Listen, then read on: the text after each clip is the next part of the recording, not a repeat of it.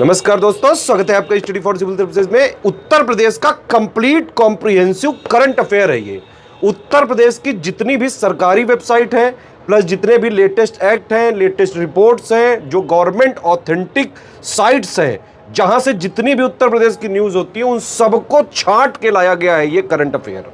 तो Uttar Pradesh specific complete comprehensive current affair का पापा वीडियो है ये। इसको आप जरूर देखिए। जो लोग भी उत्तर प्रदेश के किसी भी प्रतियोगी परीक्षा की तैयारी कर रहे हैं, यूपीपीएससी आयोग के किसी भी एग्जाम की तैयारी कर रहे हैं, आरओ की, पीसीएस की, बीओ की, लेक्चरर की, जीआईसी की, जितने भी वैकेंसी निकलती है यूपीपीएससी की, जहां जीएस और करंट अफेयर आता है, उन सबके लिए जरूरी है ये video. UP triple SC exams में जहां जहां उत्तर प्रदेश का करंट अफेयर पूछा जाने की संभावना रहती है, उन सबके लिए जरूरी है ये वीडियो। और अगर आप जो है उत्तर प्रदेश के बाहर के हैं लेकिन उत्तर प्रदेश के एग्जाम्स की तैयारी कर रहे हैं, तो ये वीडियो जरूर देखिएगा। वन स्टॉप डेस्टिनेशन है उत्तर प्रदेश के सभी एग्जाम्स को प्रिपेयर करने के लिए, स्टडी फॉर सिविल सर्विसेज। अगर आप स्टडी फॉर सिविल सर्विसेज को फॉलो करते हैं तो यूपी के सारे एग्जाम्स में, यूपीपीएससी के आरओ में हो गया, पीसीएस में हो गया, बीओ में हो गया, और भी जितने एग्जाम्स हैं जहां जीएस और करंट आती है, उसके लिए आप सिर्फ और सिर्फ एक ही सोर्स पर रिलाई कर सकते हैं, वो है स्टडी फॉर सिविल सर्विसेज। तो भैया ये उत्तर प्रदेश का कंप्लीट कॉम्प्रिहेंसिव लेटेस्ट ट्रेंड और पैटर्न के हिसाब से कंप्लीटली रिवाइज्ड और अपडेटेड पापा वीडियो है ये। इसको देखिए पूरा।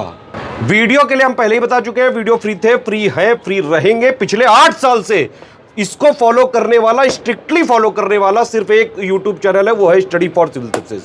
पीडीएफ पेड ही रहेंगी इनकी। मंथली बाइलिंगुअल यूपी करंट की, बिहार करंट की, टोटल करंट की पीडीएफ आप हमारे ऐप में पा सकते हैं। पापा पीडीएफ वाला फोल्डर में आप जो है सर्च करके बाई करके डाउनलोड कर सकते हैं। इस वाले वीडियो में पिछले 3 महीने का यूपी का, उत्तर प्रदेश का जितना करंट अफेयर सभी एग्जाम्स के लिए जरूरी है, सिर्फ उतना ही लिया गया है।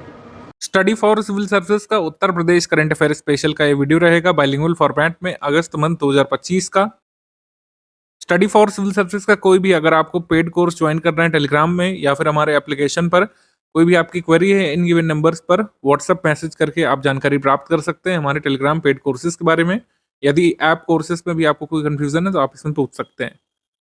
एग्रीमेंट सेक्शन की बात कर लेते हैं तो शेवनिंग अटल बिहारी वाजपेयी उत्तर प्रदेश राज्य सरकार छात्रवृत्ति योजना ये शुरू की गई है। इसके लिए यूके के साथ समझौता किया गया है। यूके के साथ एग्रीमेंट ऑफिशियली उत्तर प्रदेश सरकार ने साइन किया है अटल बिहारी वाजपेयी उत्तर Pradesh state government scholarship scheme के लिए। ब्रिटिश हाई कमिश्नर ने ऑफिशियली एग्रीमेंट सीएम योगी आदित्यनाथ जी के प्रेजेंस में साइन किया है। इस एग्रीमेंट के अंतर्गत मैक्सिमम 15 स्टूडेंट्स जो हैं ये यूके जाएंगे अपना पोस्ट ग्रेजुएट डिग्री परस्यू करने के लिए 3 साल के लिए। एकेडमिक ईयर 2026 से लेकर 2029 तक के लिए अभी ये योजना चलाई गई है। इसको आगे भी बढ़ा सकते हैं। इसके लिए पूरा फाइनेंशियल असिस्टेंस उत्तर प्रदेश सरकार और ये यूके की यूनिवर्सिटीज उठाएंगी, मतलब यूके का ये हाई कमीशन उठाएगा या फिर कोई भी, मतलब यूके की तरफ से फंड आएगा, आधा उत्तर प्रदेश सरकार की तरफ से। मैक्सिमम 15 स्टूडेंट्स उत्तर प्रदेश स्टेट के अपना पोस्ट ग्रेजुएशन कोर्स परस्यू करने के लिए, पोस्ट ग्रेजुएट डिग्री कोर्स के लिए यूके की यूनिवर्सिटी में जाकर के एडमिशन ले सकेंगे इसमें। ठीक है, ये है 3 वर्ष के लिए अभी चलाई जा रही है, ध्यान रखना महत्वपूर्ण है। 2026 से 2029 तक के लिए ये योजना चलाई जा रही है छात्रों के लिए। अपॉइंटमेंट सेक्शन में श्री शशि प्रकाश गोयल ये नई चीफ सेक्रेटरी बन गए उत्तर प्रदेश के नए मुख्य सचिव। आपको ये भी पता होना चाहिए कि जो ये चीफ सेक्रेटरी होते हैं ये सर्वोच्च कह सकते हैं एग्जीक्यूटिव अधिकारियों में से एक होते हैं ये ऑफिसर, और इसको चीफ मिनिस्टर सिलेक्ट करता है। इसका अपॉइंटमेंट नहीं होता है, गवर्नर के द्वारा अपॉइंटमेंट नहीं होता है, क्योंकि ये कोई कॉन्स्टिट्यूशनल पोस्ट नहीं है, ये एग्जीक्यूटिव पोस्ट है। इसको चीफ मिनिस्टर, जो चीफ एग्जीक्यूटिव होते हैं स्टेट के, वो सिलेक्ट करते हैं विभिन्न आईएएस ऑफिसर्स में, मतलब अपने पसंद के ऑफिसर को चीफ मिनिस्टर सिलेक्ट कर सकता है। एग्जाम में क्वेश्चन आ चुका है। प्रोफेसर अजीत कुमार चतुर्वेदी काशी हिंदू विश्वविद्यालय बीएचयू के 29वें कुलपति बने। प्रोफेसर अजीत कुमार चतुर्वेदी 3 वर्ष के लिए ये वाइस चांसलर बनाए गए हैं। इससे पहले आईआईटी रुड़की में रह चुके हैं, आईआईटी कानपुर में रह चुके हैं, आरएनडी के डीन के पदों पर। तो ये हैं बीएचयू के 29वें कुलपति। मेधा रूपम गौतम बुद्ध नगर की पहली महिला जिलाधिकारी बनकर के हैं, जो 2014 बैच के IAS officer, first women district magistrate of Gautam Buddh Nagar. Obituary section पे आ जाएंगे। श्री सत्यपाल मलिक ये कह सकते हैं बीजेपी के थे, कई जगहों के राज्यपाल रह चुके हैं, जम्मू कश्मीर सहित 5 राज्यों के राज्यपाल के पद को सुशोभित कर चुके हैं। इनका जन्म उत्तर प्रदेश के बागपत में हुआ था। बागपत के हिसावड़ा गांव में हुआ था इनका जन्म। तो ये कहीं न कहीं उत्तर प्रदेश संबंधित है, इनका जन्म ही उत्तर प्रदेश का है। राजनीतिक सफ़र जैसे 1974 में बागपत से विधायक निर्वाचित हुए थे। 1980 से 1984 में राज्यसभा के सदस्य बने, 1989 में अलीगढ़ से लोकसभा सदस्य बने थे और राज्यपाल का पद इन्होंने संभाला विभिन्न जगहों पर, जैसे बिहार में 2017-18 में, ओडिशा में 2018 में अतिरिक्त प्रभार इनको मिला, जे-एंड-के में 2018-19 तक, गोवा में 2019-20 तक और मेघालय में 2020 से 2022 तक विभिन्न जगहों पर राज्यपाल बने रहे। ठीक है, आगे आ जाते हैं अवार्ड्स एंड ऑनर्स के सेक्शन पे। अवार्ड्स एंड ऑनर्स, वीरता के लिए राष्ट्रपति पदक प्रेसिडेंट्स मेडल फॉर गैलेंट्री, ये श्री अजय कुमार साहनी को ये पुरस्कार मिला था प्रेसिडेंट ऑफ इंडिया की तरफ से। स्वतंत्रता दिवस के अवसर पर उनके करियर में तीसरे बार उनको प्रेसिडेंट मेडल ही मिला था।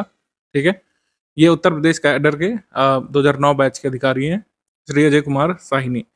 Eternal flame of homeopathy award, ये डॉक्टर पी.के. शुक्ला को। बर्नेट होम्योपैथी प्राइवेट लिमिटेड की तरफ से दिया जाने वाला एक प्राइवेट अवार्ड है। क्रिकेटर सुनील गावस्कर के हाथों से पुरस्कार मिला था डॉक्टर पी.के. शुक्ला को, इटर्नल फ्लेम ऑफ होम्योपैथी पुरस्कार।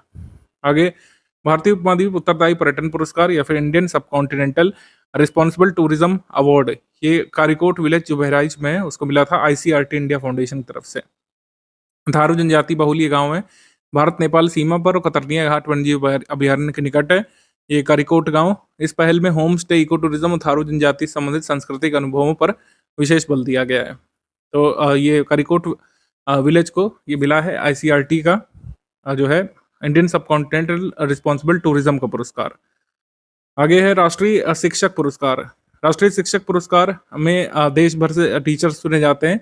2 टीचर इस बार उत्तर प्रदेश से चुने गए हैं, मधुरिमा तिवारी और रामलाल सिंह यादव।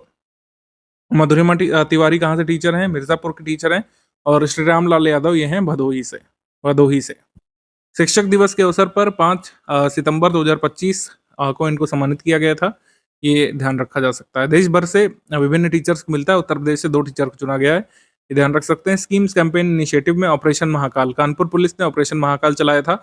इसमें कुल मिलाकर उद्देश्य आर्गेनाइज्ड क्रिमिनल गैंग्स को आइडेंटिफाई करना, जो लोग क्या कहते हैं जमीनों पर कब्जा करते हैं, ठीक है, और जो लोग जो है कह सकते हैं गुंडे तरीके के तत्व हैं, उनके खिलाफ कैंपेन चलाया गया था।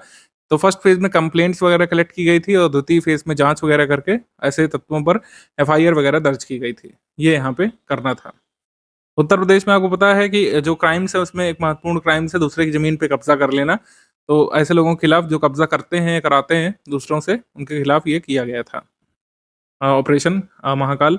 ऑपरेशन सवेरा ये भी उत्तर प्रदेश पुलिस का इनिशिएटिव है। इसका उद्देश्य बेसिकली नशे के अवैध व्यापार में लिप्त अपराधियों के विरुद्ध कार्रवाई करना है। ये ऑर्गेनाइज्ड क्राइम है, ये ड्रग ट्रैफिकिंग वगैरह करते हैं, चाहे सप्लायर्स हों, चाहे जो है इसके कह सकते हैं म्यूल वगैरह जो होते हैं, ड्रग वगैरह सप्लायर्स होते हैं, उन पर नकेल कसते हैं, ये उद्देश्य था। तो सहारनपुर, मुजफ्फरनगर, शामली के इलाकों में ड्रग डीलर, सप्लायर्स, माफियाओं को यहाँ पर कैप्चर करने का निर्णय लिया गया था। तो ऑपरेशन सवेरा इससे संबंधित है।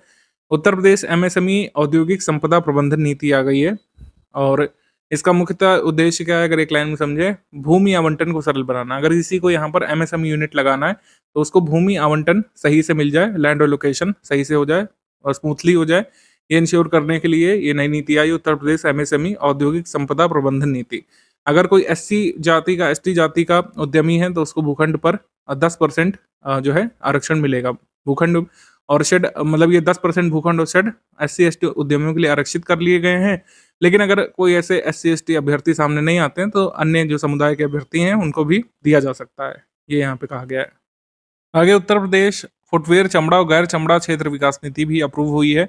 Uttar Pradesh footwear, leather and non leather sector development policy 2025 ये आ चुकी है, इसको अगस्त में अप्रूव किया गया है। इसका उद्देश्य राज्य में जो लेदर और नॉन लेदर उत्पाद हैं उसके मैन्युफैक्चरिंग, एक्सपोर्ट और उससे संबंधित रोजगार को बढ़ावा देना है। अगले 5 वर्षों के लिए ये रहेगी।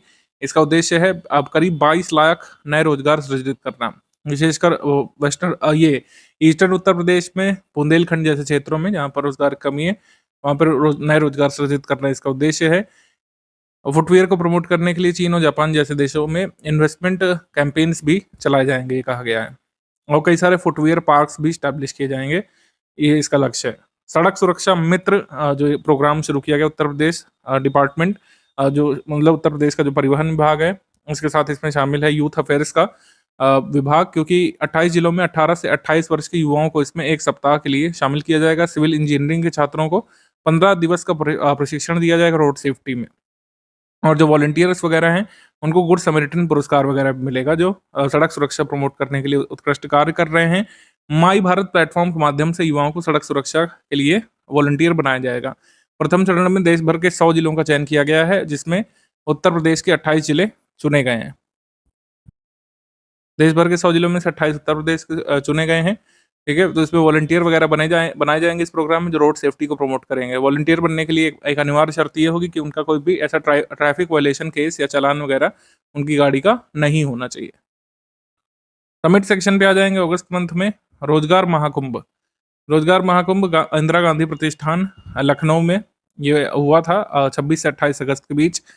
तो इसका आयोजन श्रम और सेवा योजन विभाग ने किया था, जो नौकरियां वगैरह अरेंज करता है। इस महाकुंभ में 50,000 से अधिक नौकरियों, 15,000 अंतर्राष्ट्रीय अवसर एक ही मंच पर उपलब्ध कराए जाने के प्रयास किए गए थे। कई सारे लोग इसमें शामिल होते हैं। प्लेसमेंट ड्राइव्स वगैरह अरेंज कराई जाती हैं, कई सारे बल्क इंटरव्यू अरेंज कराए जाते हैं। ऐसा कहा गया कि सऊदी अरब, जापान और जर्मनी जैसे देशों में युवाओं को नौकरी के अवसर उपलब्ध कराए गए थे, लेकिन कितने लोगों को एक्चुअली मिलती है, आपको बताइए। साइबर अपराध के आयाम, बहुपक्षीय विधि संरचना, फॉरेंसिक और रणनीति प्रतिकार, यानी कि डायमेंशंस ऑफ साइबर वॉरफेयर, इस विषय पर एक कह सकते हैं सेमिनार का आयोजन किया गया था। उत्तर प्रदेश राज्य फॉरेंसिक विज्ञान संस्थान, जो कि कहाँ पे, लखनऊ में। Uttar Pradesh state institute of forensic sciences Lucknow में है। यहाँ पर 3 डे इंटरनेशनल समिट का आयोजन किया गया था। ठीक है, तो ये ध्यान रख सकते हैं। आगे 17वां बायोफैच इंडिया ग्रेटर नोएडा में हुआ था। 30 अगस्त से 1 सितंबर के बीच हुआ था। जैविक उत्पादों, प्राकृतिक खाद्य पदार्थों और सतत प्रौद्योगिकियों को बढ़ावा देने के उद्देश्य से ये हुआ था। स्पोर्ट्स करंट अफेयर पे आ जाएंगे। पहला खेलो इंडिया वाटर गेम्स डल लेक श्रीनगर में हुआ था। उत्तर प्रदेश को 4th स्थान यहाँ पे मिला था। उत्तर प्रदेश के कुल मेडल थे 3, इसमें 2 स्वर्ण, 1 ब्रॉन्ज था, सिल्वर कोई नहीं। तो उत्तर प्रदेश था 4th रैंक पे, 4th स्थान पे। और स्वर्ण पदक इसमें किसने जीता था, ये यहाँ पे दिया हुआ है। स्वर्ण पदक विजेता विशाल कुमार कैनोइंग में, और सुमित राठी और हरिनाथ यादव रोइंग में गोरखपुर के खिलाड़ी हैं। तो ये उत्तर प्रदेश का प्रदर्शन।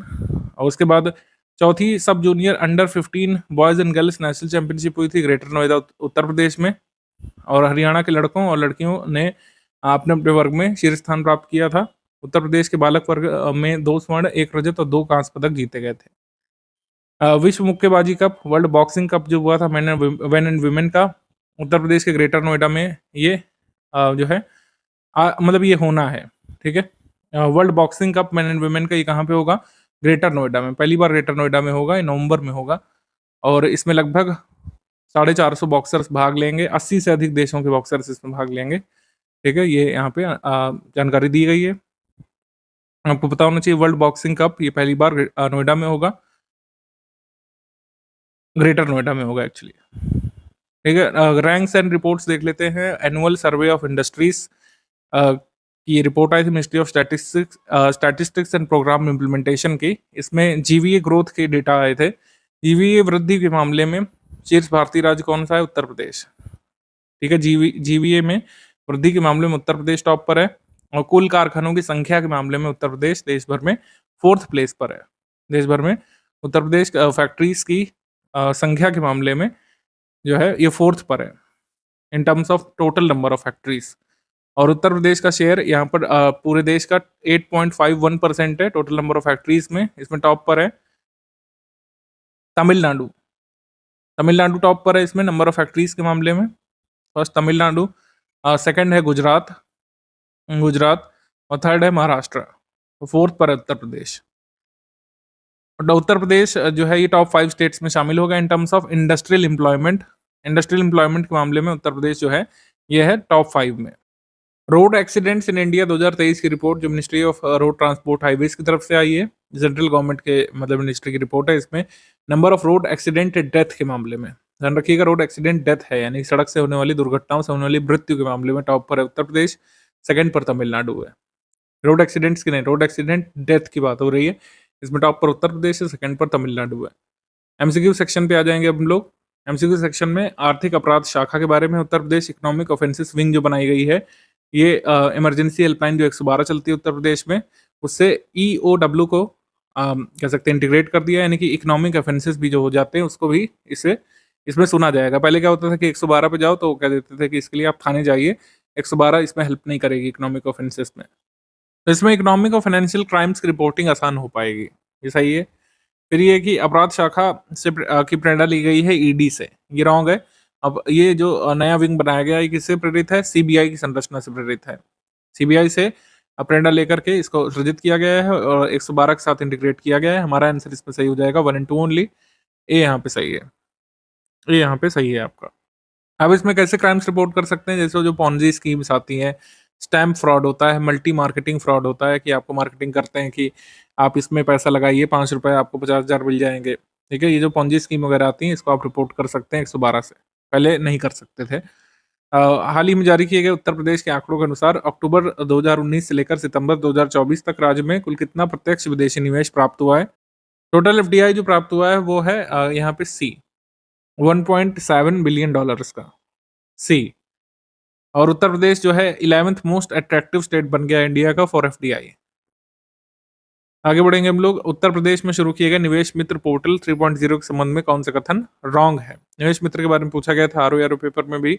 तो इस पोर्टल का लक्ष्य ईज ऑफ डूइंग बिजनेस को प्रमोट करना है, हमेशा ही सही था। और ये 3.0 जैसे पता चल रहा है इसका 3rd एडिशन है। निवेश मित्र पोर्टल रिस्ट्रक्चर किया जाएगा कुल मिलाकर के, उसके ऑब्जेक्टिव नहीं बदलेंगे।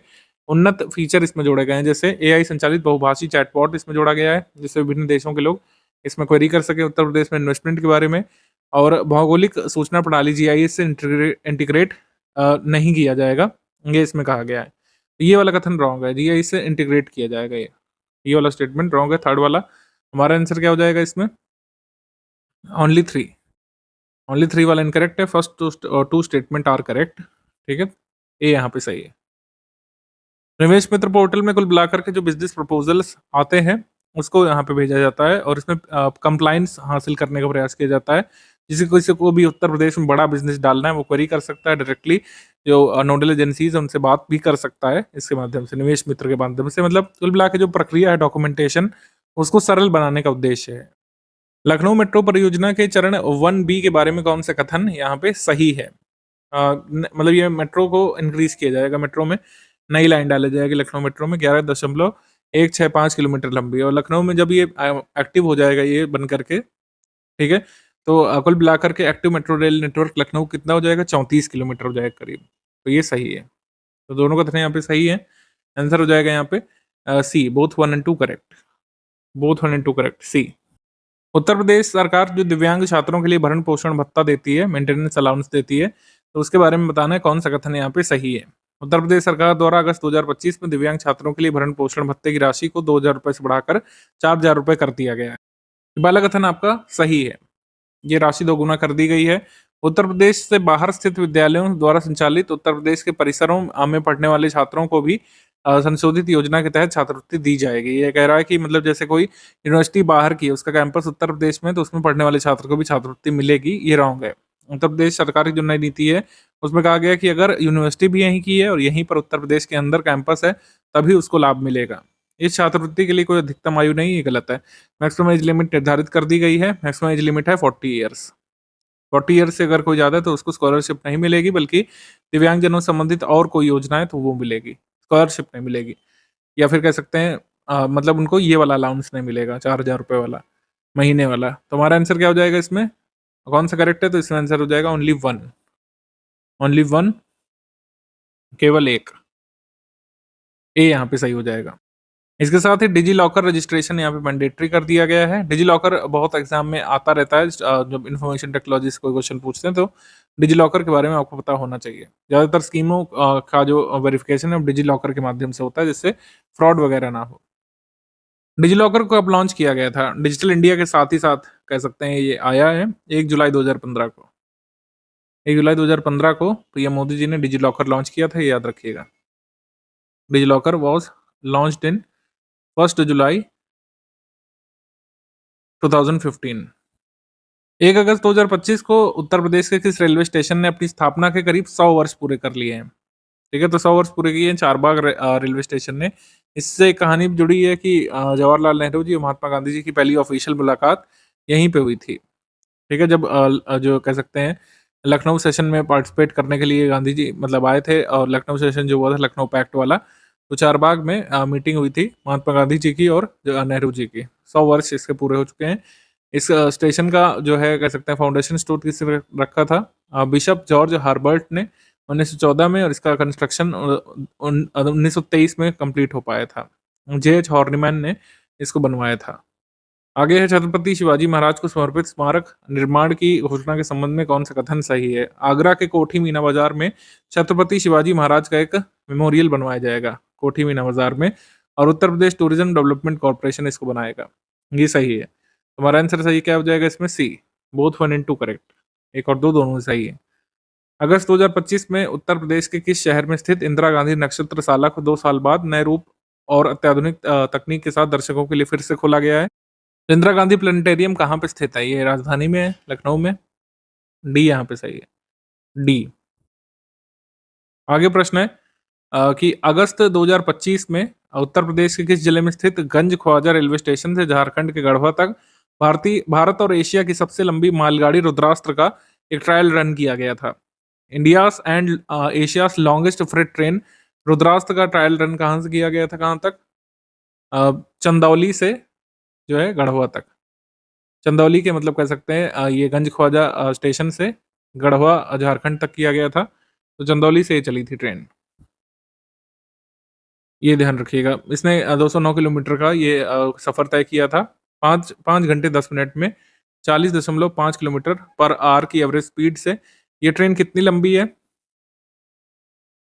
ये आप कमेंट सेक्शन में लिख करके बताइए। रुद्रास्त्र का जो ट्रायल रन किया गया है, लेंथ कितनी है रुद्रास्त्र ट्रेन की? एग्जाम में आ सकता है। अगस्त 2025 में उत्तर प्रदेश के किस नगर निगम को नॉलेज सिटी के रूप में कोलालमपुर में ASEAN governors and mayors forum में भाग लेने के लिए आमंत्रित किया गया था? तो ASEAN governors and mayors forum जो हुआ था उसमें जो है नॉलेज सिटी के रूप में बुलाया गया था लखनऊ म्यूनिसिपल कॉरपोरेशन को। लखनऊ म्यूनिसिपल कॉरपोरेशन के अधिकारियों को नॉलेज सिटी को रिप्रेजेंट करने के लिए बुलाया गया था। सी यहाँ पे सही है। आगे प्रश्न है कि कौन सा कथन यहाँ पे करेक्ट है? काकोरी ट्रेन एक्शन के 100 वर्ष पूरे होने पर लखनऊ में कार्यक्रम आयोजित किया गया था। ये सही है। काकोरी ट्रेन एक्शन की डेट है वो है 9 अगस्त 1925। अभी क्या चल रहा है 2025, तो 100 वर्ष इसके पूरे हो गए हैं। Kanpur forensic science Kannauj forensic science laboratory FSL जो है, ये फर्स्ट लेबोरेटरी बन गई स्टेट की जिसके क्वालिटी सर्टिफिकेशन मिला है। ठीक है, ये दोनों कथन यहाँ पे सही हो गए। आंसर यहाँ पर सही हो जाएगा बोथ 1 and 2 करेक्ट। सी यहाँ पे सही है, और बोथ 1 and 2 करेक्ट। ठीक है, both 1 and 2 correct. Kakori Malihabad region के जो दशहरी आम है उनको रीब्रांड भी किया गया है काकोरी ब्रांड नाम से। काकोरी ब्रांड क्या दिया गया है यहाँ, इस क्षेत्र के फेमस जो दशहरी मैंगोज हैं उनको काकोरी ब्रांड नाम दिया गया है। उत्तर प्रदेश सरकार काकोरी ट्रेन रॉबरी नहीं कहती, ध्यान रखिएगा, काकोरी ट्रेन एक्शन बोलती है। इस घटना को ध्यान रखिएगा। काकोरी ट्रेन एक्शन से जितने भी जुड़े लोग हैं, खासकर जिनको फांसी हुई थी, उनके नाम मॉडर्न इंडियन हिस्ट्री में जरूर ध्यान रखने चाहिए आपको। और हम बता दें कि forensic science laboratories Uttar Pradesh में 12 हैं, 6 जगह पे बन रही हैं। कहाँ बन रही हैं? अयोध्या, बस्ती, गोंडा, आजमगढ़, मिर्जापुर, सहारनपुर में बन रही। तो इस तरीके से जब बन जाएगी तो फोरेंसिक साइंस लेबोरेटरीज का नंबर उत्तर प्रदेश में कितना हो जाएगा? 18। प्रेजेंट में कितना है? 12। आगे बढ़ेंगे हम लोग।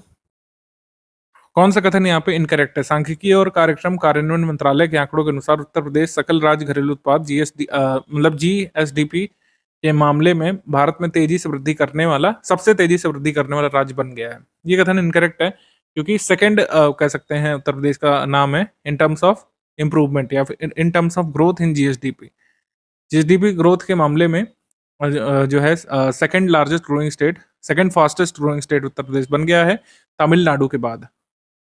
फास्टेस्ट ग्रोइंग स्टेट जो है ये है तमिलनाडु के बाद Uttar Pradesh second fastest growing है।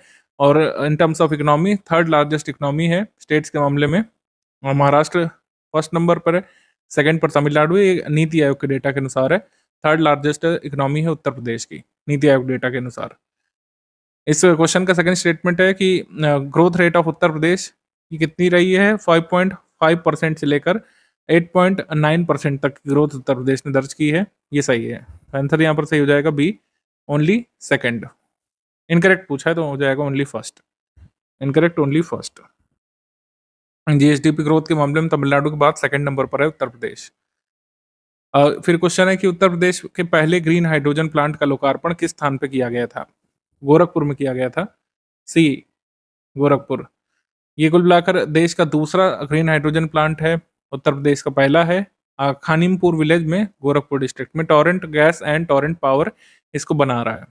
ठीक है, सी यहाँ पे सही है। First green hydrogen plant of Uttar Pradesh Gorakhpur में। अगस्त 2025 में विश्वविद्यालय अनुदान आयोग यूजीसी के शोध गंगा पोर्टल पर शोध प्रबंध यानी थीसिस अपलोड करने के मामले में उत्तर प्रदेश के कितने विश्वविद्यालयों ने देश भर में शीर्ष 10 प्लेसेस में स्थान हासिल किया है? तो थीसिस अपलोड करने के मामले में देश भर के टॉप 10 में उत्तर प्रदेश के कुल मिलाकर 3 यूनिवर्सिटी शामिल हैं। 3 शामिल हैं।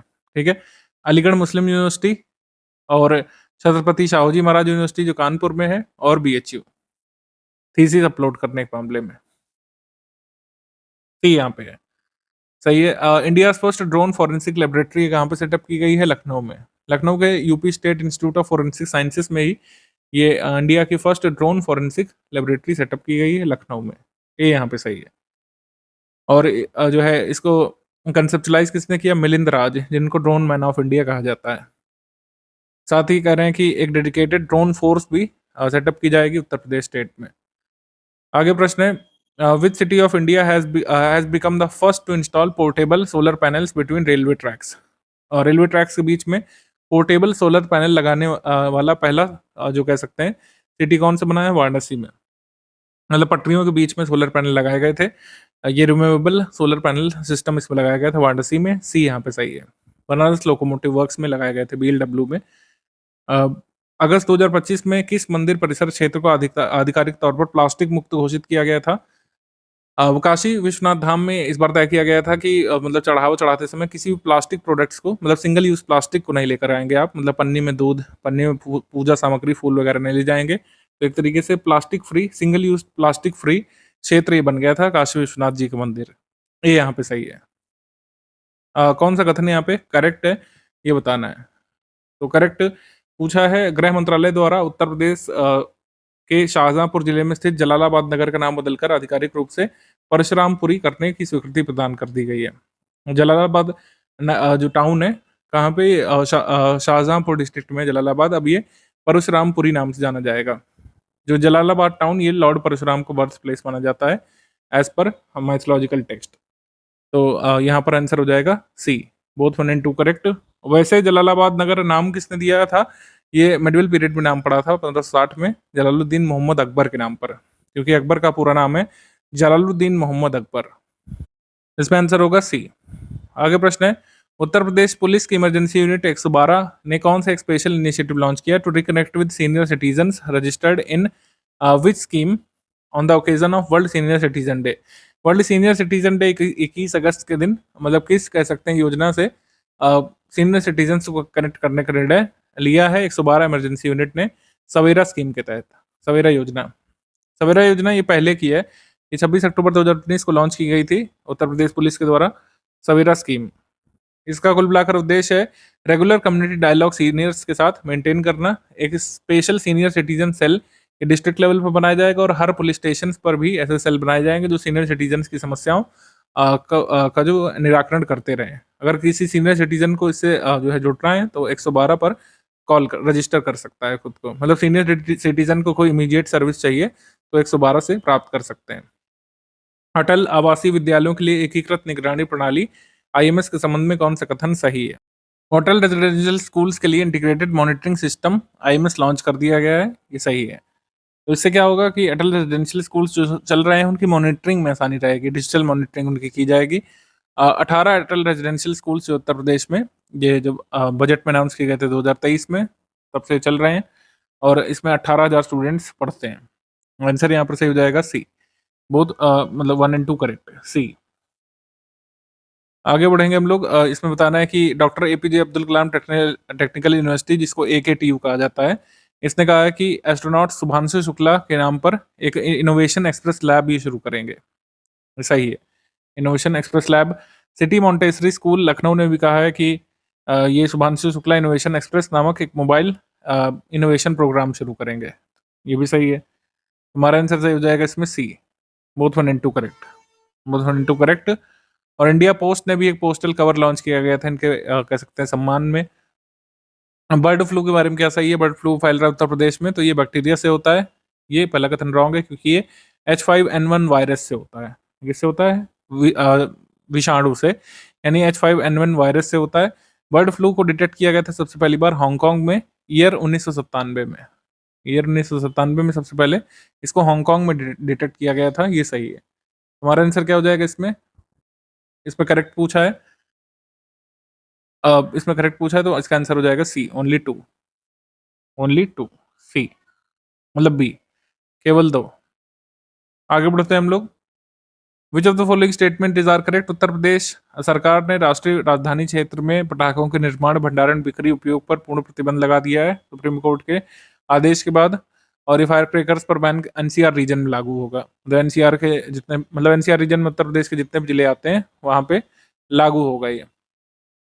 ठीक है, तो ये सही है। बोथ 1 and 2 का यहाँ पे करेक्ट है। जो कोई भी पटाखे छुटाएगा वो उल्लंघन करेगा एनवायरमेंट प्रोटेक्शन एक्ट की धारा 15 का। आगे कौन सा कथन यहाँ पे गलत है? 31 अगस्त को लखनऊ में राज्य स्तरीय विमुक्त जनजाति दिवस मनाया गया था। विमुक्त जनजाति मतलब हो जाता है डिनोटिफाइड ट्राइब्स। डिनोटिफाइड ट्राइब्स जो ब्रिटिश सरकार ने घोषित किया था, क्रिमिनल ट्राइब्स, उनको डिनोटिफाइड ट्राइब कहा जाता था। तो डीएनटीज बोलते हैं विमुक्त जनजाति को। ये कब बनाया गया था? 31 अगस्त को। ये डिनोटिफाइड ट्राइब्स डे, विमुक्त जनजाति दिवस बनाया गया था। ये सही है। मेन ऑब्जेक्टिव था इस बोर्ड को सृजित करने का। एक्चुअली जो है एक वेलफेयर बोर्ड सृजित किया गया है डिनोटिफाइड ट्राइब्स के लिए और नोमैडिक ट्राइब्स के लिए। हम मतलब ये चीफ मिनिस्टर ऑफ उत्तर प्रदेश ने कहा है कि जल्द ही एक डिनोटिफाइड ट्राइब्स के लिए और नोमैडिक ट्राइब्स के लिए एक अलग से कल्याण बोर्ड सृजित किया जाएगा, जैसे ट्रांसजेंडर कल्याण बोर्ड होता है। घुमंती जातियों के लिए और विमुक्त जनजातियों के लिए ये बोर्ड काम करेगा। तो शामली और वनटांगिया मॉडल पर इनको जो है बेनिफिट्स दिए जाएंगे, सोशल सिक्योरिटी इनकी इंप्रूव की जाएगी जनजातियों की और डीएनटीज की। ये सही है। इसका आंसर हो जाएगा सी, बोथ 1 and 2 करेक्ट, सी। ऊपर इनकरेक्ट पूछा है, एक्चुअली मैंने देखा नहीं, तो इनकरेक्ट पे आंसर हो जाएगा इसका डी, यानी कि कोई भी इनकरेक्ट नहीं है, डी। आगे हम बढ़ेंगे। कौन सा कथन यहाँ पे आपका इनकरेक्ट है? निम्नलिखित में से कौन सा कथन इनकरेक्ट है? AI powered UP skill gap dashboard यहाँ बनाया गया है। इसमें जिलावार कौशल विकास आवश्यकताओं का आकलन करने के लिए एआई का प्रयोग किया जाएगा। हर चीज में एआई डाल रहे हैं। अब देखते हैं इसका कह सकते हैं परिणाम भी क्या निकलता है। ये एडवांस्ड मशीन लर्निंग एल्गोरिदम और डेटा एनालिटिक्स का यूज करेगा कि कहाँ पर किस जिले में किस तरीके की स्किल डेवलपमेंट कराए जाने की जरूरत है। ये भी सही है। तो आंसर यहाँ पर सही हो जाएगा D, none of the above correct. None of the above incorrect, दोनों स्टेटमेंट सही है। आगे उत्तर प्रदेश की पहली इंटीग्रेटेड टाउनशिप की नींव कहाँ पे रखी गई है? उत्तर प्रदेश फर्स्ट इंटीग्रेटेड टाउनशिप ही बनेगी मेरठ में। सी, मेरठ में, सी। आगे प्रश्न है Refee M fibre private limited के बारे में बताना है। Chief minister of Uttar Pradesh Yogi Adityanath ji और श्री राजनाथ सिंह जी रक्षा मंत्री, इन्होंने डिफेंस इक्विपमेंट और Indian testing facility Refee M fibre private limited company की जो नोएडा में लोकेटेड है उसका इनोग्रेशन किया, उद्घाटन किया। ये सही है। और ये इसकी जो उपकरण और इंजन टेस्ट फैसिलिटी है देश की सबसे बड़ी रक्षा उपयोग और रक्षा उपकरण और ड्रोन निर्माण यूनिट है। Largest defence equipment and drone manufacturing unit है, इसका इनोग्रेशन किया गया है। ये भी सही है। हमारा आंसर क्या हो जाएगा इसमें? Both 1 and 2 correct, C, both 1 and 2 correct. आगे प्रश्न है कि उत्तर प्रदेश के मुख्यमंत्री योगी आदित्यनाथ जी ने किस जिले में एक नए सीमेंट संयंत्र का उद्घाटन किया था? निगो हासनपुर विलेज में ये नया cement unit Shri cement company का इनोग्रेट किया गया था योगी आदित्यनाथ जी के द्वारा, एटा में। डी सही है, डी। आगे है कि मतलब डिसीजन जो लिया गया अगस्त में, इसमें कहा गया है कि जैसे विमेन को स्टाम्प ड्यूटी में एग्जाम्पशन मिलता है वैसे एक्स सर्विसमैन और दिव्यांगजन को भी मिलेगा। ये सही है। और उत्तर प्रदेश के सीएम ने कहा है कि स्टैंप ड्यूटी और रजिस्ट्रेशन फी पर जो स्मॉल और मीडियम क्लास की लीज होती है उस पर 5 साल के पीरियड के लिए ये एग्जाम्पशन दिया जाए। तो ये रॉन्ग है, क्योंकि फैक्चुअली इनकरेक्ट है, क्योंकि 10 साल के लिए योगी आदित्यनाथ जी ने कहा है कि जो स्मॉल और मीडियम क्लास के जो पट्टे होते हैं उस पर जो स्टाम्प ड्यूटी रजिस्ट्रेशन फीस लगती है उसको मतलब 10 साल तक के जो स्मॉल और मीडियम क्लास के पट्टे होते हैं उनकी रजिस्ट्रेशन फी और स्टाम्प ड्यूटी पर छूट दी जाए। तो 5 साल के लिए नहीं, 10 साल के लिए कहा था उन्होंने। तो आंसर यहाँ पर सही हो जाएगा ओनली वन, ओनली वन, केवल एक। प्रधानमंत्री नरेंद्र मोदी जी उत्तर प्रदेश के किस जिले में आयोजित किसान महोत्सव में पीएम किसान सम्मान निधि की 20वीं किस्त मतलब ये जारी करने वाले थे, और की इन्होंने 20वीं किस्त पीएम किसान सम्मान निधि कहाँ से जारी की गई थी? इनके लोकसभा क्षेत्र वाराणसी से। बी, वाराणसी से। निम्नलिखित में से कौन सा कथन सही है? जो इन्वेस्टमेंट प्रोजेक्ट्स लाए गए थे इन्वेस्टमेंट इनिशिएटिव से 16,000 इन्वेस्टमेंट प्रोजेक्ट ये इम्प्लीमेंट किए जा रहे हैं उत्तर प्रदेश में। जो एमओयू मतलब हुए थे उनमें से 16,000 इम्प्लीमेंट किए जा रहे हैं, और जो सबसे ज़्यादा एमओयू जो इम्प्लीमेंट हो रहे हैं वो किस क्षेत्र के हैं? मैन्युफैक्चरिंग के सबसे ज़्यादा हैं, फिर सर्विस के, फिर इंफ्रास्ट्रक्चर के। दोनों कथन यहाँ पे आपके सही हो जाएंगे। यहाँ पे सही हो जाएगा सी, 1 and 2 बोथ करेक्ट। 8,000 इम्प्लीमेंटेशन में है, 8,000 कॉमर्शियल ऑपरेशन शुरू कर चुके हैं प्रोजेक्ट्स।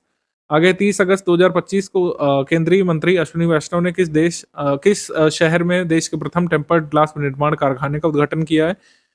तो टेम्पर्ड ग्लास मैन्युफैक्चरिंग फैक्ट्री जो है ये कहाँ पे लगाई गई है? नोएडा में। तो ये भारत की पहली टेम्पर्ड ग्लास फैक्ट्री, मतलब अभी तक जो भी टेम्पर्ड ग्लास लग रहा था आपके मोबाइल में सब चाइना का था। नोएडा में पहली फैक्ट्री खोली गई है, अश्विनी वैष्णव जी ने इनॉग्रेट किया। ऑप्टिमस इंफ्राकॉम लिमिटेड द्वारा ये फैक्ट्री खोली गई है टेम्पर्ड ग्लास यहाँ पे मैन्युफैक्चरिंग करने के लिए नोएडा में। ठीक है, तो ये लास्ट क्वेश्चन था आपका, आप इसका रिवीजन करिएगा। जय हिंद दोस्तों। स्टडी फॉर सिविल सर्विसेज का बाइलिंगुअल फॉर्मेट में सितंबर 2025 का Uttar Pradesh special current affair देखेंगे। उत्तर प्रदेश की आगामी सभी परीक्षाओं के लिए आवश्यक है।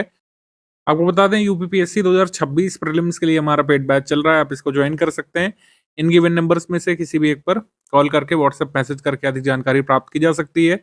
यूपीपीएससी आरओ मेंस के लिए जो है हमारा पेड बैच चल रहा है, आप इसको ज्वाइन कर सकते हैं। आरओ मेंस के लिए प्रैक्टिस के लिए आप हिंदी का एसे का बैच इंडिविजुअली ज्वाइन कर सकते हैं। कंप्लीट मेंस की तैयारी के लिए टोटल बैच भी चल रहा है, इसको ज्वाइन कर सकते हैं।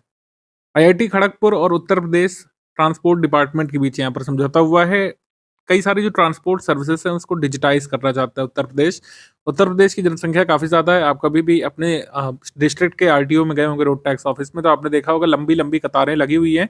तो कई सारी सर्विसेज को डिजिटाइज करना चाहता है उत्तर प्रदेश, जिसमें कॉमन सर्विसेज सेंटर्स के माध्यम से जो ट्रांसपोर्ट सर्विसेज हैं, जैसे कुछ सिंपल सर्विसेज हैं, जैसे फीस जमा करना, ड्राइविंग लाइसेंस की फीस जमा करना, इसके लिए आपको लंबी लंबी कतारें लगानी पड़ती हैं। तो अगर इसको डिजिटाइज कर दिया जाए कि आप जो है ऑनलाइन फीस सबमिट वगैरह कर सकें, अभी तो जो कह सकते हैं एम परिवहन नामक ऐप जो चल रहा है उससे ये सब चीज़ें हो जाती हैं। एम परिवहन ऐप जो केंद्र सरकार का है, लेकिन उत्तर प्रदेश अपना भी एक सिस्टम इंडिजिनस बनाना चाहता है। कई सारी सर्विसेज अभी भी ऑफलाइन फॉर्मेट में ही चलती हैं ट्रांसपोर्ट संबंधी, उसको डिजिटाइज करने का उत्तर प्रदेश का लक्ष्य, इसलिए आईआईटी खड़गपुर के साथ समझौता यहाँ पे किया गया है। सनश्योर एनर्जी और एनटीपीसी विद्युत व्यापार निगम लिमिटेड के बीच समझौता हुआ है। बेसिकली इसमें कुछ डेवलप करने वाले हैं, वो डेवलप करेंगे उत्तर प्रदेश में। उत्तर प्रदेश की झांसी के गरौठा सब स्टेशन में ये जो है डेवलप करेंगे एक stand alone battery energy storage system. एक stand alone battery energy storage system एक गरौठा सब स्टेशन में झांसी में डेवलप किया जाने वाला है, तो ये ध्यान रखिएगा। अपॉइंटमेंट सेक्शन में Shri Anupam Gupta chairperson state environmental impact assessment authority के बने हैं। स्टेट लेवल पर जो state environmental impact assessment authority जो होती है, ये राज्य सरकार या फिर यूटी सरकार की सिफारिशों पर सृजित की जाती है। इसमें एक अध्यक्ष होते हैं और जनरली 3 सदस्य होते हैं। ठीक है, आगे बढ़ते हैं हम लोग। अवार्ड्स एंड ऑनर्स में बात कर लेते हैं। राज्य शिक्षक पुरस्कार, तो अब राष्ट्रीय शिक्षक पुरस्कार जो मतलब ये स्टेट वाइज दिए जाते हैं सेंट्रल गवर्नमेंट के द्वारा, उसमें 2 शिक्षकों को उत्तर प्रदेश से पुरस्कार मिला है। लास्ट टाइम हमने डिस्कस किया था अगस्त मंथ में। किसको किसको मिला है? श्री रामलाल सिंह यादव, मधुरिमा तिवारी को मिला था केंद्रीय स्तर पर, लेकिन राज्य शिक्षक पुरस्कार ये मुख्यमंत्री जी द्वारा दिए जाते हैं, और ये कुल मिलाकर 81 अवार्डीज हैं। इसमें सभी के नाम इंपॉर्टेंट नहीं है। 66 टीचर्स बेसिक डिपार्टमेंट से, 15 सेकेंडरी डिपार्टमेंट से, सेकेंडरी एजुकेशन से इनको पुरस्कृत किया गया है। लोक भवन ऑडिटोरियम में बेसिकली मुख्यमंत्री जी ने माध्यमिक शिक्षा से जुड़े बेसिक और माध्यमिक शिक्षा से जुड़े 5 प्रधानाचार्य और शिक्षकों को सम्मान स्वरूप 25-25 हजार रुपए की धनराशि, प्रशस्ति पत्र, स्मृति चिन्ह और माँ सरस्वती की प्रतिमा और शॉल भेंट की थी। याद रखा जा सकता है। आगे बढ़ेंगे। स्वच्छ वायु सर्वेक्षण पुरस्कार। स्वच्छ वायु सर्वेक्षण पुरस्कार अनाउंस किए गए थे। 10 लाख से अधिक जनसंख्या श्रेणी वाले 3 शहरों में, शीर्ष 3 शहरों में तीसरे नंबर पर उत्तर प्रदेश का भी एक नगर था, आगरा। आगरा और सूरत ये संयुक्त रूप से 3rd नंबर पर थे 10 लाख से अधिक जनसंख्या श्रेणी में। आगरा और सूरत गुजरात का शहर। ठीक है, 3 से 10 लाख जनसंख्या श्रेणी में सेकंड नंबर पर 2 उत्तर प्रदेश के नगर थे जॉइंटली, झांसी और झांसी और मुरादाबाद। 3 से 10 लाख जनसंख्या श्रेणी में, 3 लाख से कम जनसंख्या श्रेणी में 3 शहर जो शीर्ष पर थे, उसमें उत्तर प्रदेश का कोई भी नगर नहीं था। आगे बढ़ेंगे, स्कीम्स, कैंपेन, इनिशिएटिव्स में मिशन शक्ति 5.0 इसका शुभारंभ कहाँ से किया गया था? लखनऊ से। मिशन शक्ति 5.0 इसका शुभारंभ लखनऊ से किया गया था। प्रदेश भर के करीब 1663 स्थानों में मिशन शक्ति केंद्र स्टैब्लिश किए गए हैं। कुल मिलाकर ये विमेन सेंट्रिक ये प्रोग्राम है और ये 5वां एडिशन है मिशन शक्ति का। इसके बारे में एक प्रीवियस ईयर क्वेश्चन पूछा जा चुका है और उसी में सारी डिटेल्स इसकी एक बार पूछ ली गई थी यूपीएससी के एक पेपर में। महिला सशक्तिकरण का इनिशिएटिव है मिशन शक्ति। ओवरऑल इसमें कई सारे प्रोग्राम्स हैं, लेकिन बेसिकली महिला सशक्तिकरण पर केंद्रित है, ये बात सच है। इसमें एक 10 दिवस का कंबाइंड प्रोग्राम शामिल होता है safety, security, self defence training और एंटरप्रेन्योरशिप डेवलपमेंट पर। ये सही तो है, लेकिन ये प्रोग्राम जो है 6 दिवस का होता है। 6 डे प्रोग्राम मिशन शक्ति के अंतर्गत चला जाता है, ना कि 10 दिवस का। ये रॉन्ग हो गया फैक्चुअली। यहाँ पर 6 दिवसीय एक संयुक्त कार्यक्रम चलाया जाता है। सुरक्षा, संरक्षा, आत्मरक्षा, प्रशिक्षण, उद्यमिता विकास का प्रोग्राम वुमेन के लिए चलाया जाता है। इसको लॉन्च किया गया था अक्टूबर 2020 में सबसे पहले, तभी इसका 5वां फेज यहाँ पर चल रहा है 2025 में। महिला एवं बाल विकास विभाग उत्तर प्रदेश सरकार द्वारा चलाया जाता है। इसमें 60 दिवसीय स्वरोजगार कौशल उन्नत प्रशिक्षण शामिल है बेसिकली, जिसमें ई रिक्शा चलाना सिखाया जाता है। ई रिक्शा ट्रेनिंग यहाँ पे दी जाती है, वर्कशॉप्स के माध्यम से महिलाओं को ई रिक्शा चलाना यहाँ पर सिखाया जाता है, जिससे वो ई रिक्शा चला करके अपना स्वरोजगार उत्पन्न कर सकें। तो हमारा जो आंसर हो जाएगा इसमें क्या हो जाएगा इस पर्टिकुलर क्वेश्चन में? ए हो जाएगा। और वैसे आप मिशन शक्ति के बारे में ज़्यादातर डिटेल्स यहाँ पे जान चुके हैं। ठीक है, मिशन शक्ति मेंस के लिए भी जरूरी है, इसको अच्छे से तैयार आप लोग कर लीजिएगा। समिट कॉन्फ्रेंसेस सेक्शन में आ जाते हैं हम लोग। भारत स्काउट्स एंड गाइड्स की 19वीं राष्ट्रीय जम्बूरी कार्यक्रम का आयोजन कहाँ पे होगा? उत्तर प्रदेश में इस बार होना है। 23 से 29 नवंबर 2025 तक आयोजित किया जाएगा। प्रधानमंत्री खुद इसका उद्घाटन करेंगे नवंबर में। इसमें बेसिकली साहसिक खेल यानी एडवेंचर स्पोर्ट्स, विज्ञान प्रदर्शनी, सांस्कृतिक गतिविधियां इसमें शामिल होंगी। इसमें भारत और विदेश से हजारों युवा इसमें शामिल होते हैं। एक युवा कार्यक्रम है, नेशनल यूथ कह सकते हैं प्रोग्राम है, जम्बूरी इसको बोलते हैं। फर्स्ट टाइम जम्बूरी भारत में आयोजित किया गया था हैदराबाद में 1953 में, और 18 नेशनल जम्बूरी हो चुके हैं। उत्तर प्रदेश में आखिरी जम्बूरी कार्यक्रम हुआ था प्रयागराज में 1964 में। ठीक है, आखिरी बार जम्बूरी कार्यक्रम कहाँ पे हुआ था? प्रयाग में। ठीक है, प्रयाग में। पर्पल फेस्ट 2025 नोएडा उत्तर प्रदेश में एमिटी यूनिवर्सिटी नोएडा के सहयोग से इसका आयोजन किया गया था, एमिटी में ही। और दिव्यांगजन की रचनात्मकता, दृढ़ता को उजागर करना इसका उद्देश्य था। ठीक है, भारतीय सांकेतिक भाषा अनुसंधान और प्रशिक्षण केंद्र और एमिटी यूनिवर्सिटी नोएडा के सहयोग से इसका आयोजन किया गया था। उत्तर प्रदेश अंतर्राष्ट्रीय ट्रेड शो ये हुआ था 25 से 29 सितंबर को। उसका उद्घाटन प्रधानमंत्री जी ने किया था, प्राइम मिनिस्टर नरेंद्र मोदी जी ने। यहाँ पर 2250 एग्जीबिटर्स आए थे 80 कंट्रीज से, और 550 इंटरनेशनल बायर्स यहाँ पर आए थे। वन डिस्ट्रिक्ट वन प्रोडक्ट संबंधी जितने प्रोडक्ट्स हैं उनको यहाँ पे शोकेस किया गया था। 17वां जनजातीय युवा आदान प्रदान कार्यक्रम या फिर ट्राइबल यूथ एक्सचेंज प्रोग्राम ये लखनऊ में हुआ था, लखनऊ में। और इसको संबोधित किसने किया था? मुख्यमंत्री जी ने। मध्य प्रदेश, झारखंड, महाराष्ट्र, छत्तीसगढ़, उड़ीसा के लगभग 200 युवा ट्राइबल प्रतिभागी इसमें शामिल हुए थे। कल्चरल एक्सचेंज प्रोग्राम जैसा आप कह सकते हैं। आगे है विश्वकर्मा एक्सपो। विश्वकर्मा एक्सपो ये हुआ था लखनऊ में। तो 12,000 कारीगरों को टूल किट वितरण किया गया था।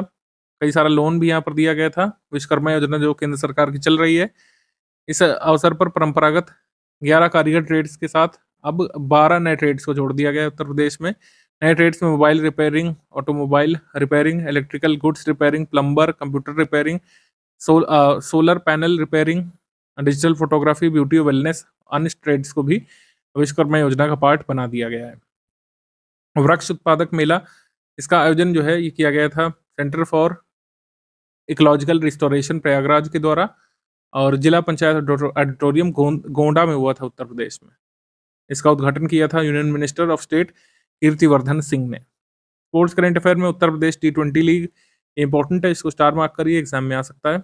उत्तर प्रदेश T20 लीग के विजेता रहे थे काशी रुद्रास नामक टीम। काशी रुद्रास की टीम विजेता रही थी सेकंड बार। रनर अप रहे थे मेरठ मैवरिक्स की टीम फाइनल वेन्यू इसका हुआ था इकाना स्टेडियम लखनऊ में। ऑरेंज कैप विनर करण शर्मा और purple cap winner Shivam Mavi. आगे रैंक्स रिपोर्ट इंडेक्स पे आ जाते हैं।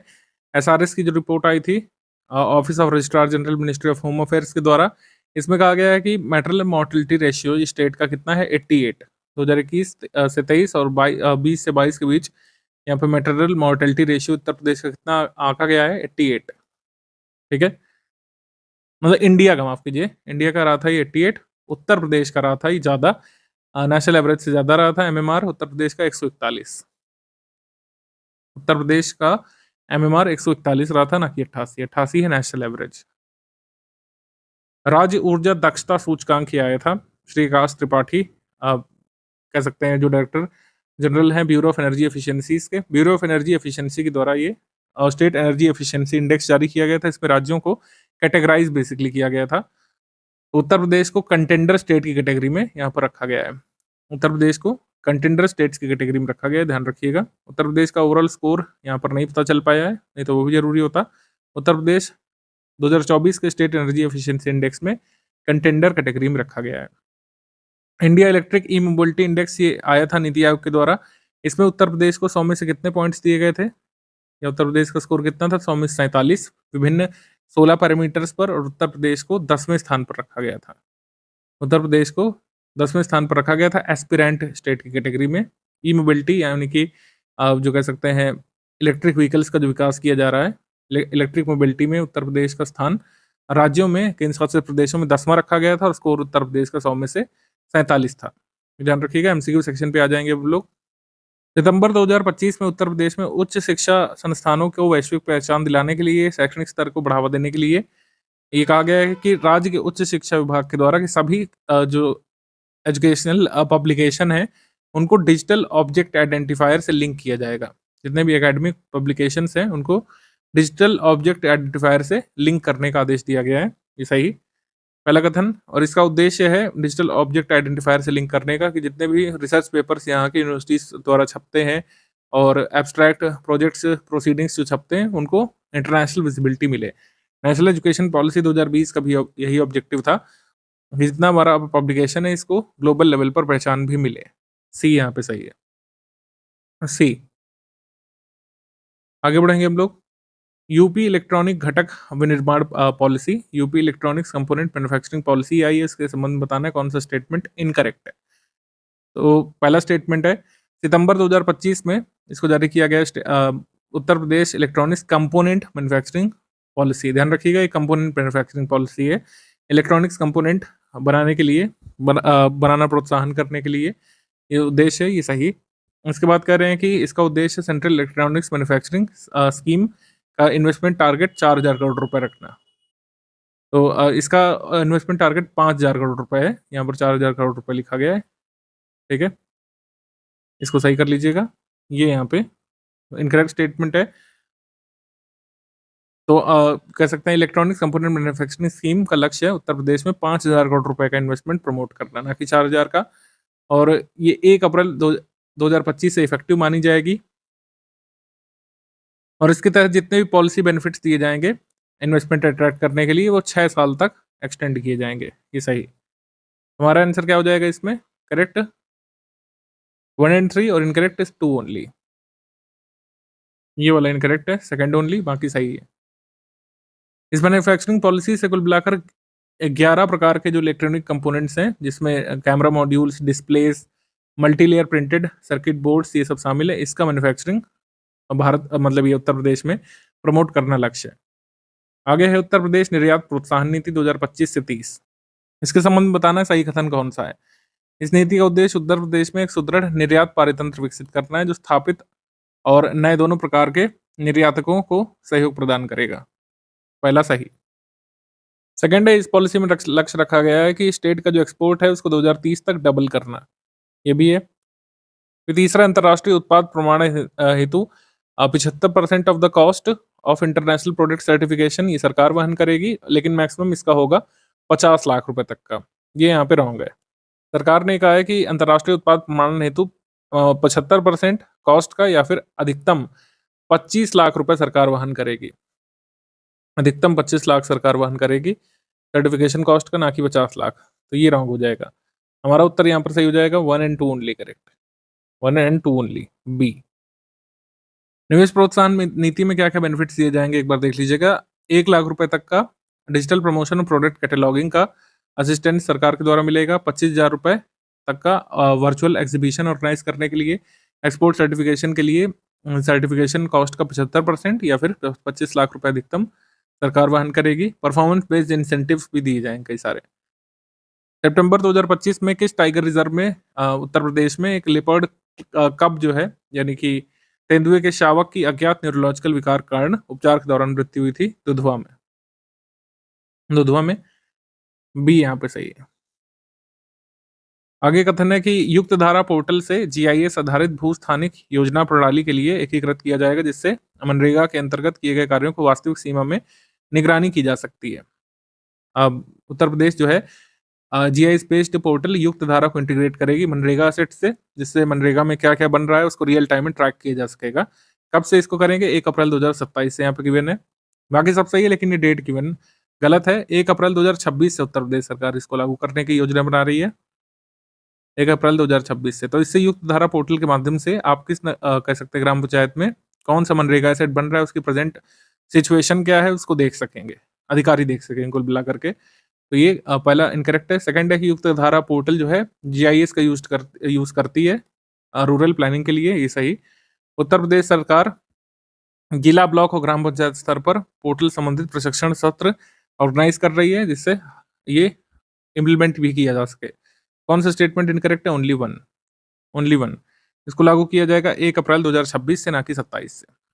आगे है सितंबर 2025 में उत्तर प्रदेश के किस शहर में विश्व का पहला सिरामिक वेस्ट पार्क बनकर के तैयार किया गया है? सिरामिक वेस्ट पार्क बनाया गया है खुर्जा में, बुलंदशहर में। ये यहाँ पे सही है, बुलंदशहर में। इसको नाम दिया गया है अनोखी दुनिया।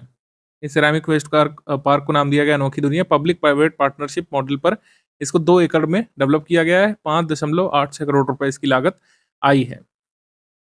आगे बढ़ेंगे हम लोग। सितंबर 2025 में उत्तर प्रदेश के किन 2 शहरों के मध्य स्थित दोआब में एक लुप्त प्राचीन नदी के अस्तित्व के साक्ष्य प्राप्त हुए हैं? एग्जिस्टिंग जो कह सकते हैं प्रयागराज और कानपुर का रीजन है, यहाँ पर एक एक्सटिंक्ट रिवर के साक्ष्य पाए गए थे। National mission for clean Ganga के अंतर्गत जो मैपिंग कंडक्ट की जा रही थी, इसमें एक एंशिएंट रिवर के प्रमाण यहाँ पे पाए गए थे। जो दोआब रीजन है प्रयागराज और कानपुर के बीच, ये रिवर अप्रॉक्सीमेटली 200 किलोमीटर लंबी, 4 किलोमीटर चौड़ी और 15 से 25 मीटर डीप बताई जा रही है। आगे बढ़ेंगे। राष्ट्रीय वनस्पति अनुसंधान संस्थान एनबीआरआई में पहली बार स्वास्तिक कमल उद्यान का उद्घाटन किसने किया था? इसका उद्घाटन किया था डॉक्टर जितेंद्र सिंह ने। स्वास्तिक लोटस गार्डन जो डॉक्टर जितेंद्र सिंह ने इनॉग्रेट किया था national botanical research institute Lucknow में। आगे बढ़ेंगे। सितंबर 2025 में उत्तर प्रदेश के परिवहन विभाग ने एक महत्वपूर्ण निर्णय लेते हुए कितने वर्षों के बीच काटे गए लाखों नॉन टैक्स ई चालान माफ कर दिए हैं? तो कई लोग तो यहाँ पर ठगा महसूस कर रहे होंगे खुद को, जिन लोगों ने चालान भरे थे। 2017 से लेकर 31 दिसंबर 2021 तक के चालान जो नॉन टैक्स चालान है उनको माफ कर दिया है। ठीक है। हेलमेट न लगाने संबंधी प्रावधान, सीट बेल्ट संबंधी प्रावधान, ये सब मतलब ये इस पर जो चालान हुए थे इसके चालान माफ कर दिए 2017 से 2021 तक की अवधि के लिए। ए यहाँ पे सही है। आगे सितंबर 2025 में डे एनयूएलएम के प्रोजेक्ट चरण के संबंध में सही कथन चुनना है। शहरी गरीबों की आजीविका संबंधी समस्याओं को दूर करने के लिए इसे शुरू किया गया है और 24 से 30 सितंबर 2025 के मध्य लखनऊ, आगरा और वाराणसी में ये डे एनयूएलएम का पायलट फेज शुरू किया जाएगा। ये सही है। हमारा आंसर सही हो जाएगा इसमें both 1 and 2 correct, C. Both 1 and 2 correct, C. सितंबर 2025 में उत्तर प्रदेश के किस जिले को महाभारत सर्किट में शामिल किया गया है? महाभारत सर्किट में शामिल किया गया बागपत को, क्योंकि बागपत में जो बर्णवा नामक जगह है वो पांडवों से संबंधित है। कह रहे हैं कि महाभारत में जो लाक्षागृह मेंशन्ड है ये बर्णवारा उससे संबंधित स्थान है, यहाँ पर लाक्षागृह रहा हो सकता है। तो बागपत को महाभारत सर्किट में शामिल किया जाएगा।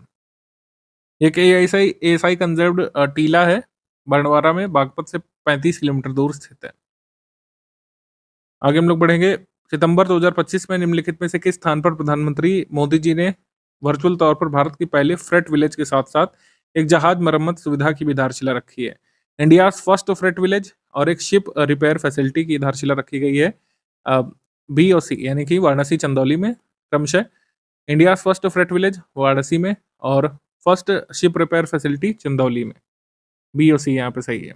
समुद्र से समृद्धि कार्यक्रम के दौरान रालूपुर वाराणसी में वर्चुअल तौर पर जो कार्यक्रम आयोजित किया गया था, यहाँ पर अ, भारत के पहले फ्रेट विलेज का अनावरण किया गया। भारत का पहला फ्रेट विलेज डेवलप किया गया 100 हेक्टेयर के रीजन में, जो चंदौली और वाराणसी के कुछ गांवों को कवर करता है। ठीक है, मॉडर्न लॉजिस्टिक्स हब के रूप में काम करता है ये। और साथ ही जो ड्राई डॉक है, सूखा गोदीवाड़ा जो ग्राम नगर में वाराणसी में, इसको इंडिया की पहली ऐसी फैसिलिटी कहा जा रहा है जहां पर 4 शिप का साइमल्टेनियसली मरम्मत का कार्य किया जा सकता है। ठीक है, तो ये है रामनगर में, ये ड्राई डॉक है, भारत की पहली शिप रिपेयर फैसिलिटी है जहां पर 4 जहाजों का एक साथ मरम्मत का कार्य किया जा सकता है। और इंडिया फर्स्ट फ्रेट विलेज ये वाराणसी और चंदौली के गांवों को मिला करके बना है। आगे है 17 सितंबर 2025 को निम्नलिखित में से किसने उत्तर प्रदेश के गाजियाबाद स्थित हिंडन हवाई अड्डे से पूरे देश के हवाई अड्डों पर अखिल भारतीय यात्री सेवा दिवस पहल का शुभारंभ किया। यात्री सेवा दिवस लॉन्च किया गया था 17 सितंबर को इंडियन एयरपोर्ट से। किसके द्वारा लॉन्च किया गया था? के राम मोहन नायडू के द्वारा, जो उड्डयन मंत्री हैं, श्री के राम मोहन नायडू के द्वारा। सितंबर 2025 में सीएजी की रिपोर्ट के अनुसार वर्ष 2022-23 में देश के कुल 16 राज्यों के राजस्व अधिशेष में उत्तर प्रदेश को कौन सा स्थान मिला है? सीएजी ने एक रिपोर्ट जारी की थी डिकेडल एनालिसिस के आधार पर। इन्होंने बताया था पिछले 10 वर्षों में भारत के 16 राज्यों ने रेवेन्यू सरप्लस जो है ये गेन किया है। रेवेन्यू सरप्लस वाले ऐसे 16 राज्यों में फर्स्ट नंबर पर रखा गया था उत्तर प्रदेश को। फर्स्ट पर, पहले स्थान पर उत्तर प्रदेश को रखा गया था इन 16 रेवेन्यू सरप्लस वाले राज्यों में। फिर गुजरात और ओडिशा का स्थान आता है। आगे बढ़ेंगे। उत्तर प्रदेश में आयुष्मान भारत योजना के क्रियान्वयन के बारे में क्या सही है? 87% पात्र परिवारों में कम से कम एक सदस्य के पास अब आयुष्मान कार्ड है, ये सही। फिर कहा जा रहा है कि उत्तर प्रदेश में 9 करोड़ लक्षित लाभार्थियों में से 5.38 करोड़ आयुष्मान कार्ड पहले ही जारी किए जा चुके हैं, ये भी सही। हमारा आंसर सही क्या हो जाएगा इसमें? सी। 1 and 2 बोथ करेक्ट, सी। आगे बढ़ेंगे। सितंबर 2025 में एम्स की तर्ज पर यूपी के किस शहर में अखिल भारतीय आयुर्वेद संस्थान खोले जाने की घोषणा की गई है? वाराणसी में। वाराणसी में अखिल भारतीय आयुर्वेदिक संस्थान या फिर all India institute of Ayurveda खोला जाएगा एम्स की तर्ज पर, वाराणसी में। उत्तर प्रदेश का पहला नेचुरोपैथी हॉस्पिटल ये भी कहाँ बन रहा है? चौबेपुर नामक जगह पर, वाराणसी में। ये 6 मंथ में कंप्लीट होने की ओर है और वाराणसी में all India institute of Ayurveda ये खोला जाएगा, सी। सितंबर 2025 में उत्तर प्रदेश मुख्यमंत्री आवास योजना ग्रामीण के संबंध में सही कथन चुनना है। सपेरा और जोगी नामक जातियों को मुख्यमंत्री आवास योजना की ग्रामीण में शामिल किया जाएगा। सोनभद्र और वाराणसी जिलों के चेरो जाति के लोगों को मुख्यमंत्री आवास योजना की पात्रता की प्राथमिकता श्रेणी में शामिल किया गया था इससे पहले। ठीक है, तो ये सही है। तो सपेरा और जोगी कास्ट को यहाँ पर शामिल किया जाएगा chief minister rural housing scheme में, सही। दोनों स्टेटमेंट यहाँ पे सही है। तो सपेरा कम्युनिटी ये कहाँ पर आपको देखने को मिलती है? मथुरा में, प्रयागराज में, सहारनपुर डिस्ट्रिक्ट में। और जोगी कम्युनिटी आपको देखने को मिलती है कहाँ पर? ये कानपुर देहात में। कानपुर देहात में मैथा डेवलपमेंट ब्लॉक में जोगी कम्युनिटी पाई जाती है। उत्तर प्रदेश के मुख्यमंत्री ने शिक्षक दिवस के अवसर पर निम्नलिखित में से किस या किन पुस्तकों का अनावरण किया? गुल्लक नामक पुस्तक, बाल वाटिका, उद्गम, तीनों ही पुस्तकें जारी की थी मुख्यमंत्री योगी आदित्यनाथ जी ने। सभी, गुल्लक, बाल वाटिका और उद्गम। आगे, सितंबर 2025 में किस देश के प्रधानमंत्री का अयोध्या आगमन हुआ था? तो अयोध्या आए थे मॉरिशस के प्रधानमंत्री डॉक्टर नवीन चंद्र राम गुलाम जी अयोध्या आए थे और इन्होंने जो है राम जन्मभूमि मंदिर में रामलला की श्राइन के दर्शन भी किए थे। हमारा आंसर सही हो जाएगा इसमें, सी, मॉरिशस। सी, मॉरिशस। आगे बढ़ेंगे। मुख्यमंत्री योगी आदित्यनाथ जी ने 19 सितंबर 2025 को किसके द्वारा लिखित पुस्तक भारतवर्ष की स्वर्णाभा नरेंद्र मोदी जी का विमोचन किया? भारतवर्ष की स्वर्णाभा नरेंद्र मोदी, ये पुस्तक रमेश चंद्र तोमर की किताब है। रमेश चंद्र तोमर किताब को योगी आदित्यनाथ जी ने रिलीज किया था, बी। आगे बढ़ेंगे हम लोग। निम्नलिखित में से कौन सा कथन गलत है? सितंबर 2025 में उत्तर प्रदेश के मनरेगा में महिलाओं की भागीदारी 2025-26 में 42.31 के उच्चतम स्तर पर पहुंच गई थी, ये सही। उत्तर प्रदेश में मनरेगा एक्टिविटीज में विमेन पार्टिसिपेशन अभी भी नेशनल एवरेज से कम है, क्योंकि नेशनल एवरेज 53% दर्शाता है, जबकि उत्तर प्रदेश में 42.31 है। दोनों स्टेटमेंट सही है, इनकरेक्ट कोई नहीं है। आंसर हो जाएगा इसमें D, none of the above incorrect, यानी कि दोनों स्टेटमेंट सही है। आगे है 6 सितंबर को इंदिरा गांधी प्रतिष्ठान लखनऊ में परिवहन निगम के कार्यक्रम के बारे में क्या सही है। इस अवसर पर चीफ मिनिस्टर जी ने 400 BS6 मानक की बसों को हरी झंडी दिखाई थी, ये सही। इस अवसर पर मुख्यमंत्री जी ने 1.5 लाख जन सेवा केंद्रों के माध्यम से 45 परिवहन सेवाएं शुरू की है। तो जन सेवा केंद्र में ट्रांसपोर्ट सर्विसेज फैसिलिटीज अवेलेबल होंगी, ये सही है। तो हमारा आंसर क्या हो जाएगा इसमें, both 1 and 2 correct, both 1 and 2 correct is C. एक डिजिटल बस ट्रैकिंग ऐप भी शुरू किया गया है, यूपी मार्गदर्शक।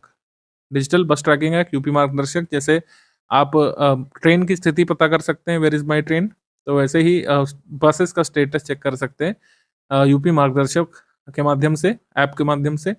और एक ट्रांसपोर्ट हेल्पलाइन 149 डायल करने पर ट्रांसपोर्ट सर्विसेज एक्सेस की जा सकती हैं, इसको भी जारी किया गया है।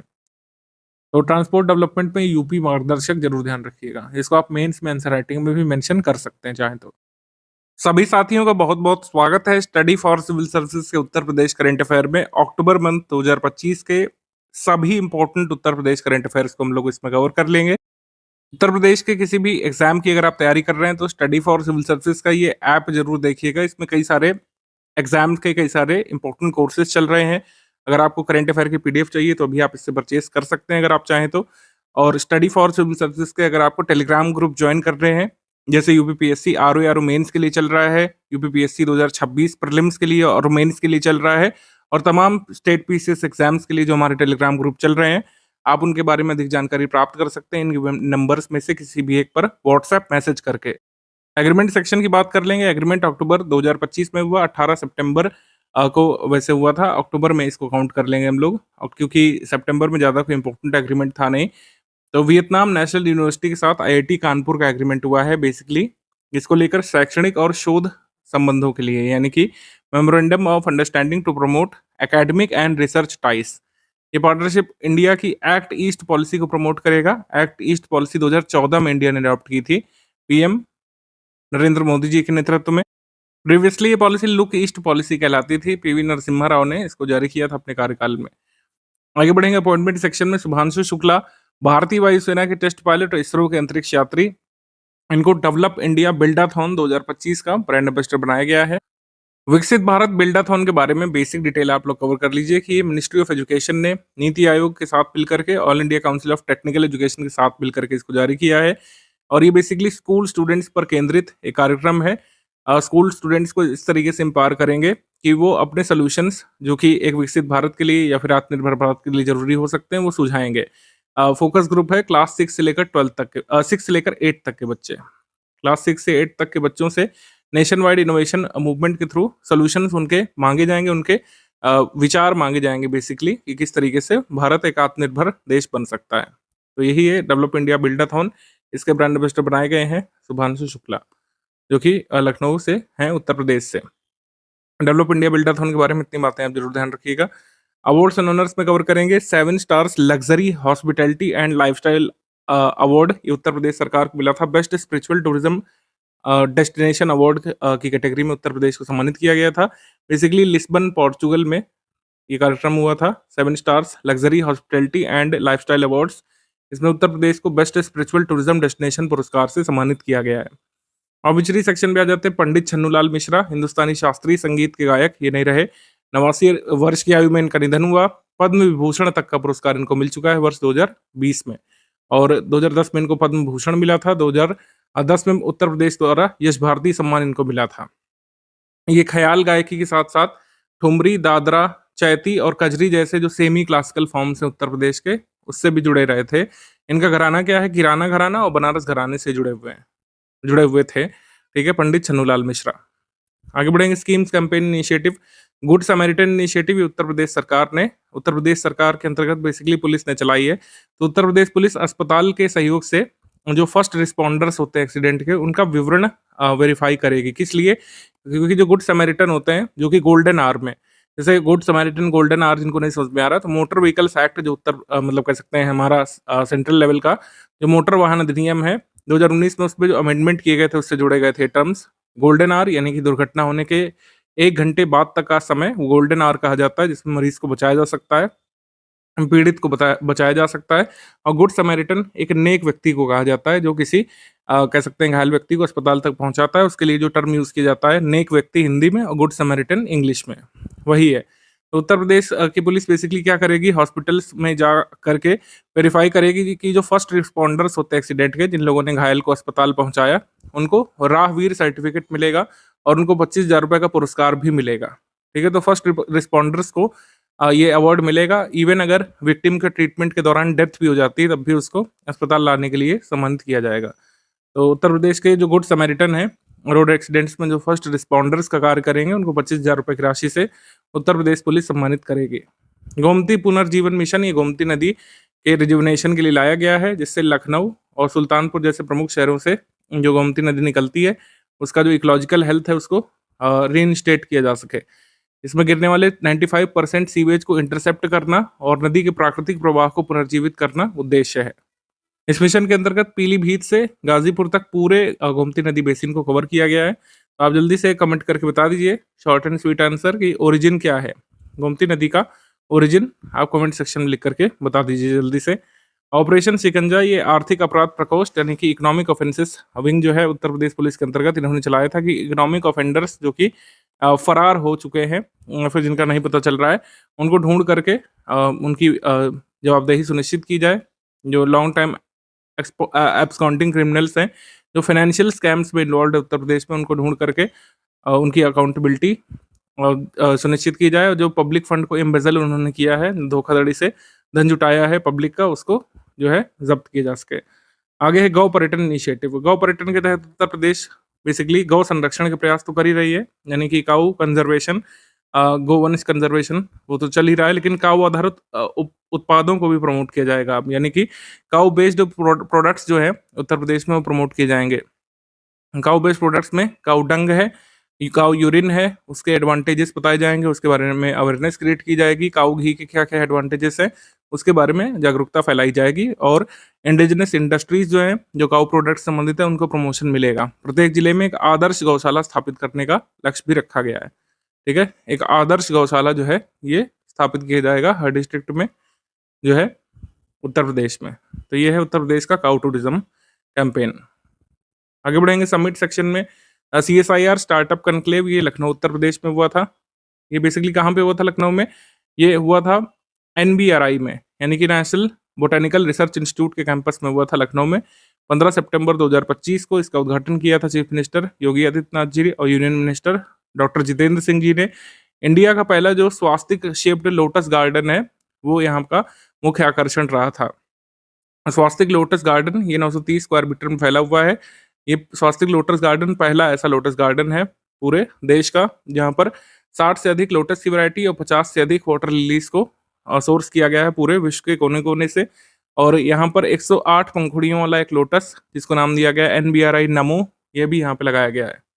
World first 108 petal lotus NBRI नमो, ये यहाँ पे NBRI कैंपस में लखनऊ में लगाया गया है स्वास्तिक उद्यान में। DSR direct seeded rice conclave, direct seeded rice conclave ये वाराणसी उत्तर प्रदेश में हुआ था। क्यों हुआ था, क्योंकि वाराणसी में क्या है, वाराणसी में इंटरनेशनल राइस रिसर्च इंस्टीट्यूट का साउथ एशिया रीजनल सेंटर का कैंपस है, तो इसलिए यहाँ पे हुआ था। डायरेक्ट सीडेड राइस के बारे में थोड़ा सा पता होना चाहिए आपको कि ट्रेडिशनल जो राइस कल्टीवेशन मेथड होता है उससे अलग होता है। अलग क्या होता है कि जैसे हमारे ट्रेडिशनल राइस कल्टीवेशन में क्या होता है कि जो सैपलिंग है वो लगाया जाता है, ठीक है, जो पौधा होता है उसको जो है उसमें रोपा जाता है, तब उसमें धान होता है। इसमें क्या होता है कि राइस सीड डायरेक्टली फील्ड में बो दिए जाते हैं। ये डायरेक्ट सीडेड राइस इस तरीके से उगाया जाता है। तो इसको लेकर के ये कॉन्फ्रेंस हुई थी यहाँ पे वाराणसी वाले इंटरनेशनल राइस रिसर्च इंस्टीट्यूट के कैंपस में, DSR कॉन्क्लेव। आगे बढ़ेंगे। मेला महोत्सव जो है 22वां नेशनल बुक फेयर, ये एक प्राइवेट एजेंसी ने करवाया था लखनऊ में, और ये उत्तर प्रदेश के कई शहरों में करा रही है, जैसे कानपुर में भी नवंबर में हो रहा है। पुस्तक मेला लगा है। तो 22वां नेशनल बुक फेयर 2025 इसको इनॉग्रेट किया था उत्तर प्रदेश गवर्नर आनंदीबेन पटेल ने। चीफ मिनिस्टर जी ने नहीं किया था, ये ध्यान रखिएगा। और इसके ऑर्गेनाइजर कौन है? इसके आयोजक एक प्राइवेट पब्लिशर है फोर्स वन बुक्स। आगे है एमएसएमई सेवा पर्व। एमएसएमई सेवा पर्व का उद्घाटन हुआ था वाराणसी में। इसको ऑर्गेनाइज किया था मिनिस्ट्री ऑफ एमएसएमई ने और ये हुआ था सितंबर में वाराणसी में। इसको प्रिसाइड किया था यूनियन मिनिस्टर जीतन राम मांझी ने और इनॉग्रेट किया गया था union minister of state miss Shobha Karandlaje के द्वारा। आगे बढ़ेंगे हम लोग। स्मृति जन्मोत्सव मेला। स्मृति जन्मोत्सव मेला ये कबीर परंपरा से जुड़े संतों का बेसिकली मेला होता है। ये लखीमपुर खीरी में हुआ था। यहाँ पर उत्तर प्रदेश के सीएम ने कहा था कि जो मुस्तफाबाद विलेज है बेसिकली उसको बदल करके उसका नाम वो कबीर धाम कर देंगे, क्योंकि कबीर की परंपरा से जुड़े हुए संतों का ये मेला था स्मृति जन्मोत्सव मेला। First national model rocketry competition ये कुशीनगर में हुआ था उत्तर प्रदेश में। ये अक्टूबर में हुआ था कुशीनगर के तुमकुही राज में नारायणी नदी किनारे ये हुआ था। कह सकते हैं कंपटीशन बेसिकली हुआ था। इसमें कई सारी टीमें बनाई गई थी। विजेता टीम का नाम, उपविजेता टीम का नाम आप देख सकते हैं इसमें। ये बहुत ज़रूरी नहीं रहेगा मेरे हिसाब से, वेन्यू ही मोस्ट इंपॉर्टेंट फैक्ट है इसमें कि first national model rocketry competition ये कहाँ पे हुआ था? कुशीनगर उत्तर प्रदेश में।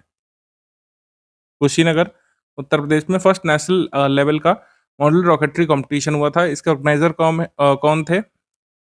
ये ऑर्गेनाइज किया गया था इन स्पेस इसरो के द्वारा और एस्ट्रोनॉटिकल सोसाइटी ऑफ इंडिया के द्वारा। आगे बढ़ेंगे हम लोग। रैंक्स रिपोर्ट इंडेक्स पे ज़्यादा कोई इंपॉर्टेंट आंकड़े नहीं है इस बार। इनकम टैक्स स्टैटिस्टिक्स को कंपाइल किया था टाइम्स ऑफ इंडिया नामक पब्लिशर ने।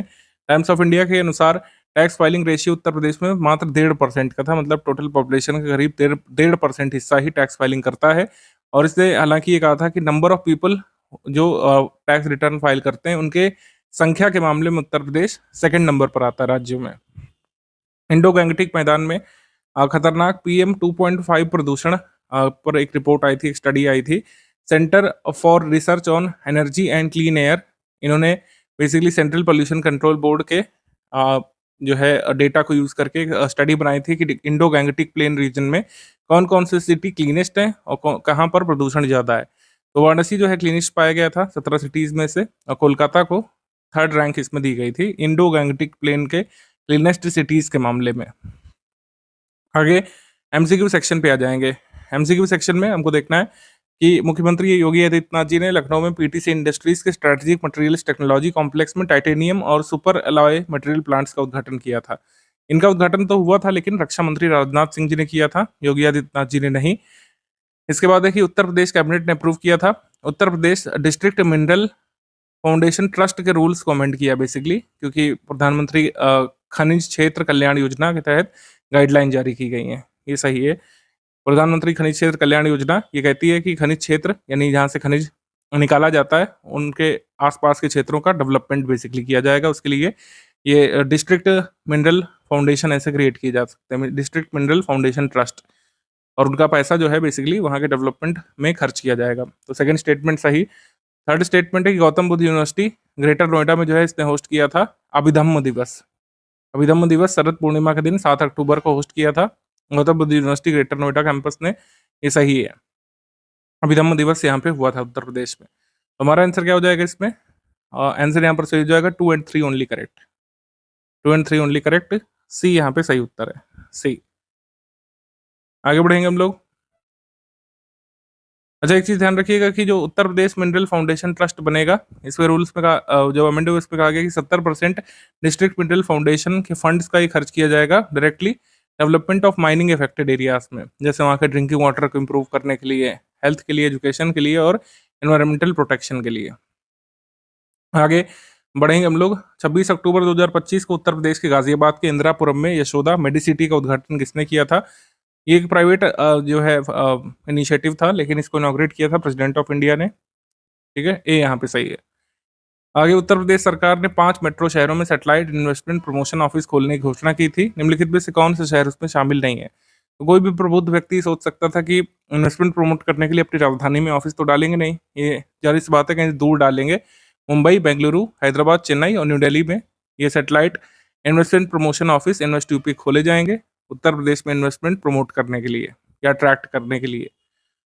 इंस्पायर पुरस्कार मानक स्कीम के तहत उत्तर प्रदेश ने देश में कौन सा स्थान हासिल किया है? मानक यानी कि million minds augmenting national aspiration and knowledge scheme, 10 से 15 साल की एज ग्रुप के स्टूडेंट्स को जो कि कक्षा 6 से 10 में पढ़ते हैं, उनको बेसिकली इसमें आच्छादित किया गया है।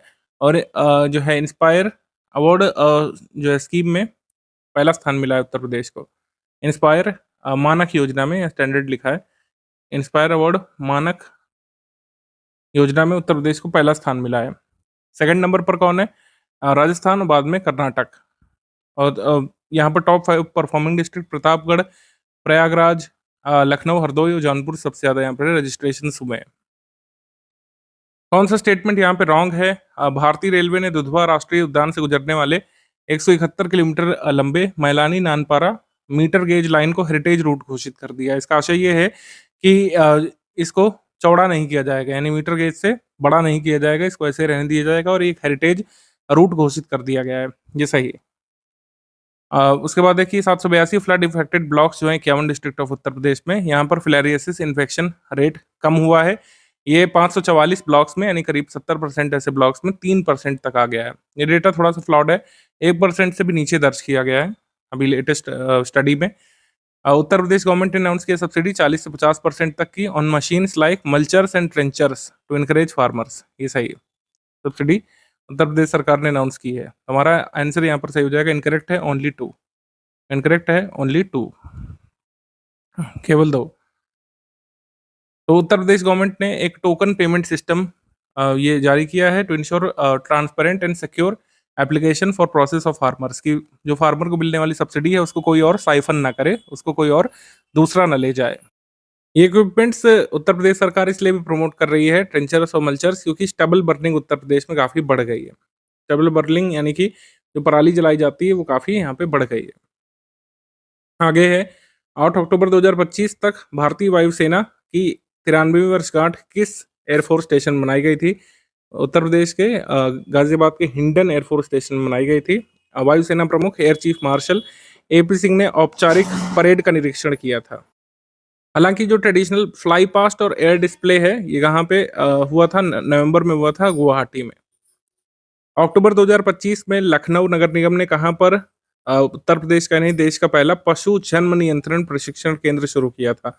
ये ऐसा फैक्ट है कि अब ये स्टैटिक का पार्ट बन चुका है और ये साल 2 साल बाद 3 साल बाद भी आगे पूछा जा सकता है। ठीक है, तो इसको आप अपनी स्टैटिक जीके के नोट्स में ऐड कर सकते हैं कि इंडिया का पहला animal birth control training centre जो है ये कहाँ पे खोला गया? लखनऊ में। लखनऊ के जरहरा में। जरहरा में ये खोला गया है और बाकायदा इसमें animal welfare board of India का सपोर्ट है। ह्यूमन वर्ल्ड फॉर एनिमल्स नामक एक संगठन भी इसमें सहयोग कर रहा है। उत्तर प्रदेश के सरकार के सहयोग से खोला गया है। इसका उद्देश्य कुल मिलाकर है कि जो लोग भी एनिमल बर्थ कंट्रोल की ट्रेनिंग लेना चाहते हैं उनको 15 दिन तक का ये कोर्स कराया जाएगा, जिसमें क्लासरूम सेशन के अलावा dog handling, anaesthesia, sterilisation technique, post operative care ये सब सिखा करके उनको बाकायदा एक सर्टिफिकेट दिया जाएगा जब उनकी 15 दिन की ट्रेनिंग पूरी हो जाएगी। तो जरहरा में लखनऊ में ये खोला गया है।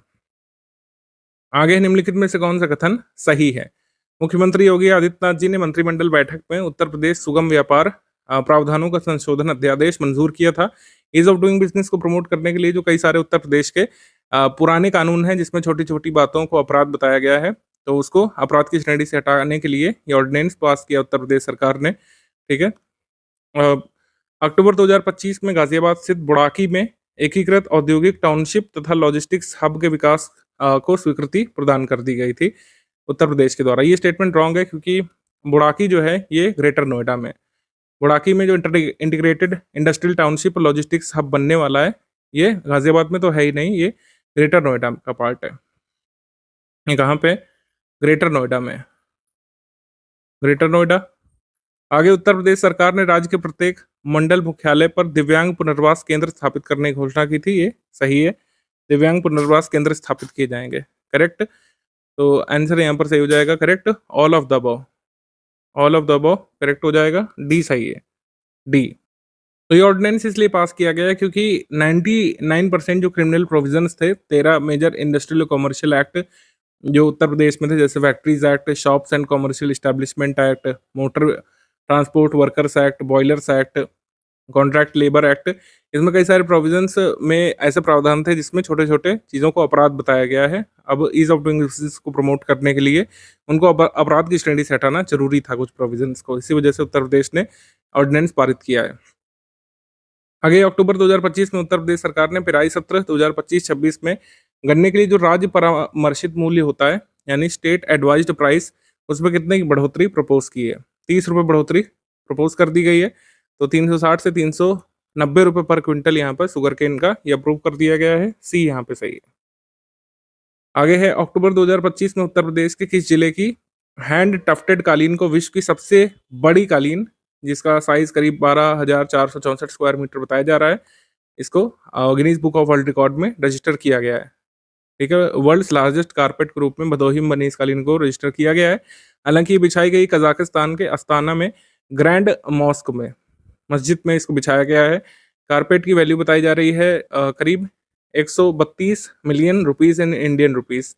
ये हैंड टफ्टेड टेक्निक से बनाई गई। कहाँ पे? ऑब्वियस सी बात है, कालीन नगरी में, भदोही में इसको बनाया गया था कारीगरों के द्वारा। ए, उत्तर प्रदेश सरकार ने अलीगढ़ बुलंदशहर की कितनी तहसीलों को मिलाकर के एक 76वां नया जिला प्रपोज किया है, जिसको कल्याण सिंह नगर कहा जा सकता है। ध्यान रखिएगा, अभी सिर्फ ये अनौपचारिक बातें, औपचारिक अभी कुछ नहीं है। मतलब अभी सिर्फ मतलब ऐसी बातचीत चल रही है कि क्या 76वां जिला कल्याण सिंह जी के नाम पर उनको ट्रिब्यूट देने के लिए बनाया जा सकता है। तो अलीगढ़ बुलंदशहर की 3 तहसीलों को मिला करके इसको बनाया जा सकता है, ऐसा भी कहा जा रहा है। बी यहाँ पे। आगे है 14 अक्टूबर 2025 को केंद्रीय गृह मंत्री अमित शाह जी ने उत्तर प्रदेश के किस जिले में स्पेशल ऑपरेशन ट्रेनिंग सेंटर का उद्घाटन किया था? स्पेशल ऑपरेशन ट्रेनिंग सेंटर का उद्घाटन किया गया था अयोध्या में। और 6 एनएसजी सेंटर ऑलरेडी स्टैब्लिश हो चुके हैं मुंबई, चेन्नई, कोलकाता, हैदराबाद, अहमदाबाद और जम्मू टास्क फोर्स के अधीन। आंसर हो जाएगा इसमें डी, अयोध्या।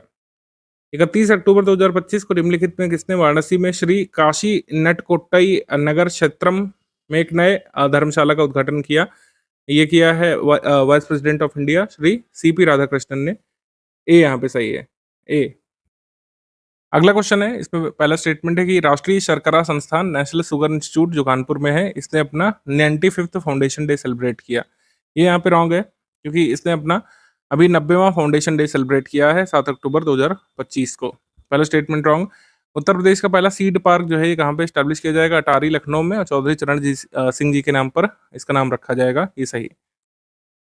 आगे उत्तर प्रदेश सरकार ने पंजाब में बाढ़ प्रभावित किसानों की सहायता के लिए 1000 क्विंटल गेहूं के बीज भेजे हैं, जो हाई प्रोडक्टिविटी वीट सीड्स हैं। बेसिकली किस प्रजाति के हैं?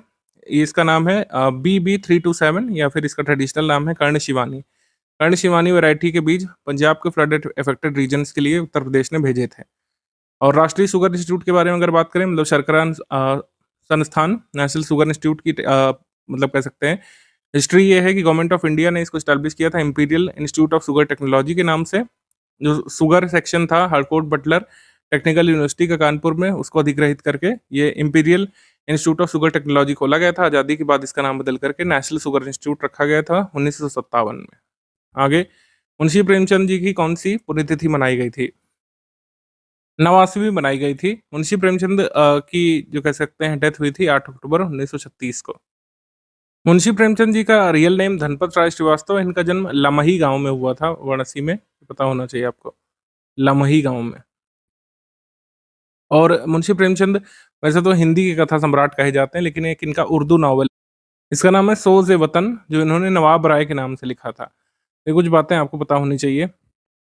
केंद्रीय वित्त मंत्री निर्मला सीतारमण जी और मुख्यमंत्री योगी आदित्यनाथ जी ने किस जिले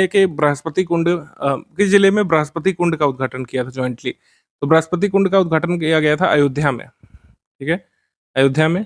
बी यहाँ पे सही है, बी। आगे है कि उत्तर प्रदेश सरकार ने एग्री स्टैक योजना के तहत कितने प्रतिशत किसान पंजीकरण करने का निर्देश दिया है? 100%। सभी किसानों को एग्री स्टैक स्कीम के तहत रजिस्टर करने का निर्णय लिया उत्तर प्रदेश सरकार ने। और अभी बिजनौर 58% रजिस्ट्रेशन में सबसे आगे है। एग्री स्टैक स्कीम के बारे में मैंने जरूर आपको पहले बताया होगा, एक बार इसको रिकॉल कर लेते हैं, क्योंकि रिवीजन और रिकॉलिंग ही एक एसेंशियल एस्पेक्ट है आपकी तैयारी का। आपको रिवाइज करना है कि एग्री स्टैक स्कीम एक फार्मर्स का डेटाबेस तैयार करने का इनिशिएटिव सेंट्रल गवर्नमेंट का है, स्टेट गवर्नमेंट का नहीं, सेंट्रल गवर्नमेंट का है। Ministry of agriculture and farmer welfare क्या करने वाला है? कृषि एवं किसान कल्याण मंत्रालय फार्मर्स की यूनिक आईडी यूआईडी बनाना चाहता है। जैसे हमारे यहाँ पर देश में आधार जैसा प्रयोग हो चुका है कि सभी के पास एक यूनिक आधार नंबर है, किसी एक का आधार नंबर दूसरे से मैच नहीं होता है। तो ऐसे ही यूआईडीज यानी कि यूनिक आईडीज फार्मर्स की बनाई जाएंगी, जिसमें उनके एग्रीकल्चरल एक्टिविटीज़ को जो है स्टोर किया जाएगा। एग्रीकल्चरल एक्टिविटीज़ में क्या है भाई, कि उनकी लैंड होल्डिंग्स कितनी कितनी उनकी लैंड होल्डिंग्स हैं, उनका कोऑर्डिनेट्स वगैरह क्या है, कहाँ-कहाँ पे वो अवस्थित है, वो क्या-क्या उगाते हैं, ठीक है? क्रॉप्स वगैरह की डिटेल, क्या-क्या, कैसे-कैसे उगाते हैं, ये सब। और इन सारी जानकारियों को एकत्रित करके फिर क्या हो सकता है कि फार्मर्स अपनी यूआईडीज़ की मदद से different government scheme awareness programme में पार्टिसिपेट कर सकेंगे। अगला क्वेश्चन है कि कौन-सा स्टेटमेंट यहाँ पे इनकरेक्ट है? उत्तर प्रदेश सरकार ने अभी एक नोटिफिकेशन निकाला है, जिसमें कई सारे रिस्ट्रिक्शंस लगाए गए हैं ऐसी एक्टिविटीज़ पर जो सोशल हार्मनी को कह सकते हैं, जो डिसरप्ट करते हैं, या फिर सोशल हार्मनी प्रमोट करने संबंधी कई सारी गाइडलाइन जारी की गई हैं, ये सही। आगे प्रश्न है कि नमो भारत ट्रेन अब भारत की सबसे तेज ट्रेन बन गई है, जो दिल्ली मेरठ आरआरटीएस कॉरिडोर पर 160 किलोमीटर पर आवर की स्पीड से चल रही है, ये सही। आगे है कि more than 23.82 crore devotees had visited Ayodhya in Uttar Pradesh between January and June 2025। तो कोई भी स्टेटमेंट यहाँ पे इनकरेक्ट नहीं है, आंसर हो जाएगा इसमें डी। डी यहाँ पे सही कथन है, क्योंकि तीनों स्टेटमेंट मतलब करेक्ट है, इनकरेक्ट कोई नहीं, तो डी यहाँ पे सही विकल्प है हमारा। वंदे भारत एक्सप्रेस जो चल रही है वो गतिमान एक्सप्रेस, इनकी स्पीड थोड़ी सी कम कर दी गई है, इस वजह से नमो भारत एक्सप्रेस ट्रेन इस समय फास्टेस्ट इन इंडिया है। आगे क्वेश्चन है, उत्तर प्रदेश में कुल कितनी नई फैक्ट्रियां स्थापित की गई थी 2024-25 की अवधि में? 4000 नई फैक्ट्रीज लगाई गई थी, डी यहाँ पे सही है। तो इस तरीके से उत्तर प्रदेश में फैक्ट्रीज की संख्या पहुंच चुकी है टोटल 27,000। कितनी? 27,000। वित्त वर्ष 2023-24 में उत्तर प्रदेश से लगभग 3.5 अरब अमेरिकी डॉलर का वस्त्र एवं परिधान निर्यात हुआ था, जो देश के कुल वस्त्र और परिधान निर्यात का लगभग कितना प्रतिशत है? यानी कि जितना भी टेक्सटाइल एंड एपरल एक्सपोर्ट हुआ है भारत का, उसमें उत्तर प्रदेश का कितना परसेंटेज है? उत्तर प्रदेश का हिस्सा है 9.6%। 9.6% उत्तर प्रदेश का हिस्सा है, ठीक है। आगे कि उत्तर प्रदेश के सीएम योगी आदित्यनाथ जी ने डायरेक्ट किया implementation of digital agricultural policy. Digital agricultural policy जल्द ही डिजिटल कृषि नीति जारी की जा सकती है उत्तर प्रदेश में, जिससे डिजिटल इनोवेशन फार्मर्स के लिए प्रमोट की जा सके, ये सही। उत्तर प्रदेश गवर्नमेंट ने टारगेट सेट किया फिलेरियासिस को एंड करने का 2028 तक, ये स्टेटमेंट रॉन्ग है, फ्लॉड है, क्योंकि 2027 तक का टारगेट है, हम डिस्कस कर चुके हैं उत्तर प्रदेश का फिलेरिया मिटाने का। आगे है, उत्तर प्रदेश सरकार ने केंद्र सरकार की एक राज्य एक वैश्विक गंतव्य पहल के तहत गौतम बुद्ध नगर को शहरी और अनुभवात्मक पर्यटन के एक मॉडल के रूप में बदलने की एक महत्वाकांक्षी योजना की घोषणा की है। यानी कि Gautam Buddh Nagar will be transformed into model of urban and experiential tourism, तो ये सही है। हमारा आंसर क्या हो जाएगा इसमें? सभी स्टेटमेंट यहाँ पर करेक्ट होते हैं, लेकिन सेकंड वाला रॉन्ग है। आंसर हो जाएगा इसमें ए, 1 एंड 3 ओनली, 1 एंड 3 ओनली, ए। आगे बढ़ेंगे हम लोग।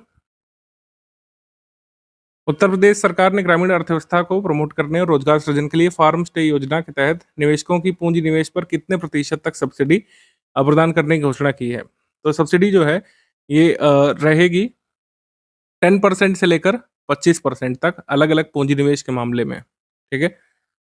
विच division of Uttar Pradesh ranks first in resolving public complaints? Public complaints को जो है सुनने के मामले में देवी पाटन मंडल जो है टॉप पर रहा है। देवी पाटन में कौन कौन से जिले आते हैं? बलरामपुर, बहराइच, श्रावस्ती और गोंडा। ये भी पूछा गया था रिसेंट स्टेट पीसीएस पेपर में, यूपीपीएससी में, देवी पाटन। हमारा लास्ट सवाल है कि उत्तर प्रदेश सरकार ने 3288 सरकारी स्कूलों में और जिला शिक्षा और प्रशिक्षण संस्थानों में यानी डाइट में लर्निंग बाय डूइंग मॉडल के माध्यम से एक्सपीरियंशियल और कौशल आधारित शिक्षा को प्रमोट करने का एक व्यापक कार्य योजना विकसित कर ली है, ये सही है। एक कॉम्प्रिहेंसिव एक्शन प्लान बना लिया गया है experiential and skill based education system को प्रमोट करने के लिए लर्निंग बाय डूइंग मॉडल के माध्यम से, ठीक है। इसमें साइंस और मैथ्स टीचर्स को ट्रेनिंग दी जाएगी, ठीक है। तो ये सही है पहला स्टेटमेंट। सेकंड है कि मॉडर्न ड्राइविंग स्कूल्स जो है डेवलप किए जाएंगे उत्तर प्रदेश के आईटीआईज में, ठीक है। दक्ष वाहन चालक तैयार करने के लिए आईटीआई में मॉडर्न ड्राइविंग स्कूल खोले जाएंगे, जिसमें पहले सिमुलेशन मशीन के माध्यम से, यानी कि गाड़ी जैसी एक कह सकते हैं ड्राइविंग मशीन में बैठाया जाएगा स्टूडेंट्स को, जिससे वो एक तरीके से फील करेंगे कि वो रियल ड्राइविंग कर रहे हैं। बाद में उनको फील्ड में भी ड्राइविंग सिखाई जाएगी, फील्ड ट्रेनिंग दी जाएगी। तो इस तरीके से दक्ष चालक उनको बनाया जाएगा। दोनों स्टेटमेंट यहाँ पे सही है, 1 एंड 2 बोथ करेक्ट, सी। तो लर्निंग बाय डूइंग का उद्देश्य बच्चों को शिक्षा को अधिक अनुभवात्मक, कौशल संचालित और भविष्य उन्मुख बनाना है। ठीक है, उन्हें एक्टिव लिसनर्स में कन्वर्ट करना है पैसिव लिसनर्स से। तो साइंस और मैथमेटिक्स टीचर्स को जो है स्किल्स टीचर के रूप में ट्रेनिंग दी जाएगी। इनिशियली पायलट प्रोजेक्ट इसे चलाया जाएगा 15 डिस्ट्रिक्ट के 60 स्कूलों में, मतलब चलाया जा चुका है ऑलरेडी। अब इसको 3288 काउंसिल स्कूल्स में लागू किया जाएगा। और टीचर्स को ट्रेनिंग कहाँ पे दी जाएगी? लखनऊ में।